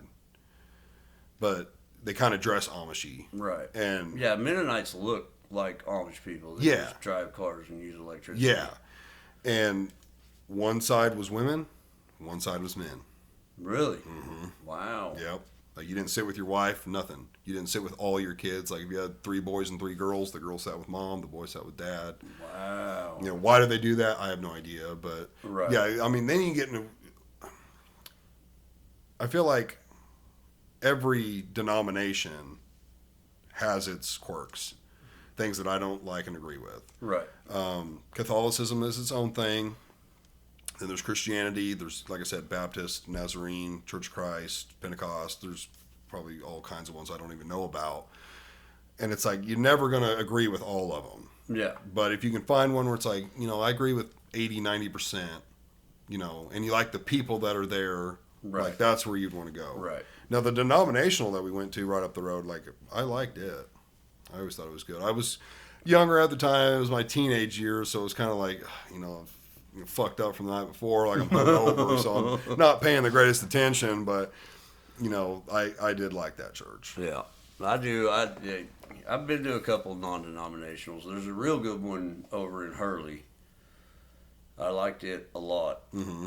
And I, you know, drove back and forth a few times to go to it. But, I mean, he was one of those preachers where, I mean, he'd get into it. Mm-hmm. He had no problems yelling, screaming, hooping, and hollering. Right. But you didn't have to. Mm-hmm. You know? Right. You didn't have to. Mm-hmm. And a lot of these Baptist churches anymore, not trying to slam on Baptists at all, but like the bigger Baptist churches, like I don't agree with a church that, like when you walk in the door, they give you a pamphlet. Mm-hmm. Telling you exactly what's going to be preached on, exactly what's going to be saying. Like I grew up in a small church, and you know I grew up in a family of people that sang a lot. Like my mom would play the piano, I'd play the guitar, my dad would play the mandolin, and we'd all sing. Mm-hmm. And to me, if you hand out that pamphlet that states everything that's going on, you're not leaving any room for God to work. Right. Because I know people that decided once they got to church, they wanted to sing special. Mm-hmm. And a lot of these bigger Baptist churches, you can't do that because it's not on the schedule. Right. Yeah, everything's got a time. I've been to church where the preacher get up there to preach. He's like, well, I was going to preach on this, but on the way here, Mm-hmm. God put this on my heart, so this is what I'm preaching on. Right. If you got a pamphlet, Got to go by gotta the go word. by it. Yeah. you're not leaving any room Mm-hmm. for there to be any work done. And I just don't agree with that at all. Yeah. And you know me, I'm a big singer. Mm-hmm. And Love it. there are times that, like, growing up, I was like, man, everybody be asking me to sing. No. And then, halfway through the preacher's preaching, like, I think I want to sing now. Get up there and sing. During the preaching? Well, he'd take a little break, or it'd be after he got done preaching. Right. But, yeah, I mean, some people don't feel like they want to sing Mm-hmm. until they've been there for a minute and they feel the Holy Spirit, and Right. they're like, okay, yeah, I'll sing. Right. I feel led to sing, Mm-hmm. rather than just, hey, I think I want to sing next week. Yeah. I might sign up and then just bail out. You never know. Mm-hmm. Just might not be feeling it. I mean, I don't know. It would take a while for me to find a church. I do want to find a church because I want my kids to grow up in church. Mm-hmm. Because It's good structure. it is. If nothing else, it gives a person good moral values. Yes. Yes. And I do believe that wholly. Mm-hmm. And I'd like for my kids to grow up in church. Mm-hmm. So we've been hunting. We've been searching. I took them out to Brandon's church, and then I took them up to Corinth and Cassville. And, I mean, it's going to take us a minute, but we'll find one. Yeah. I think I don't know. I just got this weird feeling like the whole. I don't want to talk about that, but like the situation with your boys. Mhm. I just feel like if you find a church and like you put some roots in it, like maybe that situation will resolve itself. That's honestly one thing that I have been hoping for more than anything is that we can just resolve it Yeah. without it getting out of hand. And I think we're getting closer and closer to that. I really do, with everything that's been happening. But I do. It is something that's going to take some time. Mm-hmm. And I mean, I just take it day by day, honestly. When's the last time you've been to that one in Hurley? Oh, it's been. It's not the same preacher. It's been years. Mhm. I mean, I was in my 20s. Oh, okay. Yeah. Yeah. But and I don't even know. Like, I'd like to go see what the preacher is, who the preacher is now, because I mean, when I was going, there was the main preacher, and then there was his, I guess, kind of understudy, whatever, Mm-hmm. and he'd preach like once a month. But other than that, it was the main preacher. But they both had the same energy, the same, the way they did things. Yeah. And I did like that church. And I've often thought about going back Mm-hmm. just to see how it is. It's just, I think you should. honestly, I get lazy. Yeah. When Sunday rolls around, I'm like, I'm done. Yeah. I think you should. I think you should give it a shot. You never know. Maybe that's the church that you're looking for. You just got to go check it out. Yeah. It'd be good for your boys, and Yeah, oh, it absolutely would. Because even when we went to Brandon's, they have a kids study where the kids go back there while the adults are in the church house. Mhm. And I mean, for the rest of the day, my kids just talked about how much they loved it and what they See? learned. Yeah. And I'd like to get them into it. yeah, that's good. And I'm hoping that I can do that and their mom be okay with it. Right. Because I don't know. I still, in a big way, feel guilty for everything that's happened because it's all ultimately my fault. The fact that it's lasted so long isn't. Right. But it's all initially my fault. Like so the divorce I still, and everything? well, the separation and, the fact that, we don't have a speaking relationship, me and their mother. That's all on me. And, like, I've just been, one of the hardest things about having quit doing drugs has been the ability to forgive myself for the things that I did while I was on drugs. And I still struggle with that. And I try to look, and it's not good, but I try to view things from her perspective, and then I just end up beating myself down more. Right. And it's not good. It's not healthy. No. And it's not the way, at some point it's no longer my fault. Like, I'm doing what I need to do. I'm trying. You're making that change. Yeah. And too many times I just kind of give up on the whole battle and just let chips fall where they may. And my kids deserve better. And I don't know. It's an ongoing battle internally. And I think that's where, where religion would step in, because forgiveness is one of those things where it's like, when you're at that point where, like, you can't forgive yourself, he can, though. Yeah. And it sounds like that's what you're missing. You're almost needing someone to tell you, like, hey, it is okay. You are forgiven. It's hard to tell yourself that when maybe you don't believe it or you're having doubts. But when you ask for forgiveness and he's like, you feel his forgiveness come over you, right. That's where you'll get the peace. That's where you'll get it. Okay. Well, we're definitely going to keep searching. Yeah. We're going to keep trying to find churches. I'm not just going to just tie down to the first one, but yeah, we are definitely looking. Find something that you're like, okay, I could call this home. Like, I can keep coming here every Sunday. Somewhere where my kids enjoy it. My kids are comfortable. I'm comfortable. It's a chore for me. Yeah. Because, I don't know. I spent so many years just not going to church. Right. That I'll wake up on Sunday and just not even think about it. And then 10 o'clock will roll around.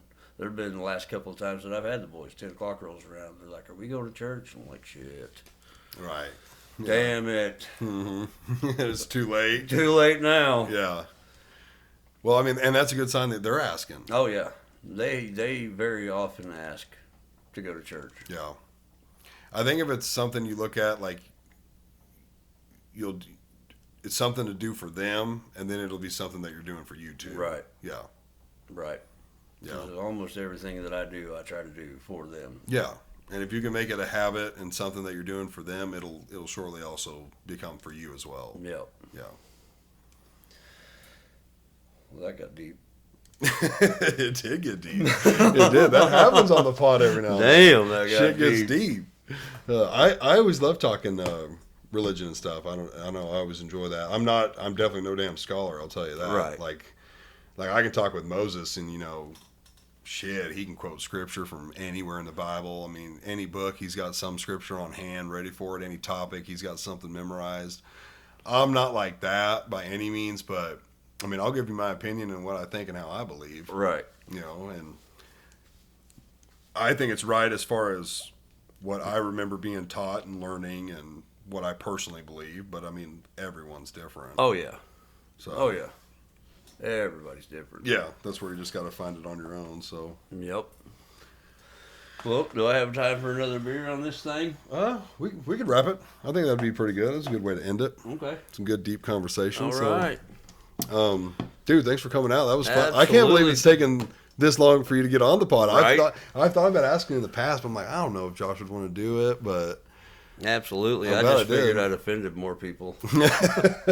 I'm sure I've said stuff to offend plenty of people. So, well, thanks for having me. Absolutely. Thanks for coming on. Guys, we're still at 88 subscribers on YouTube, so we're still pushing for 100 on there.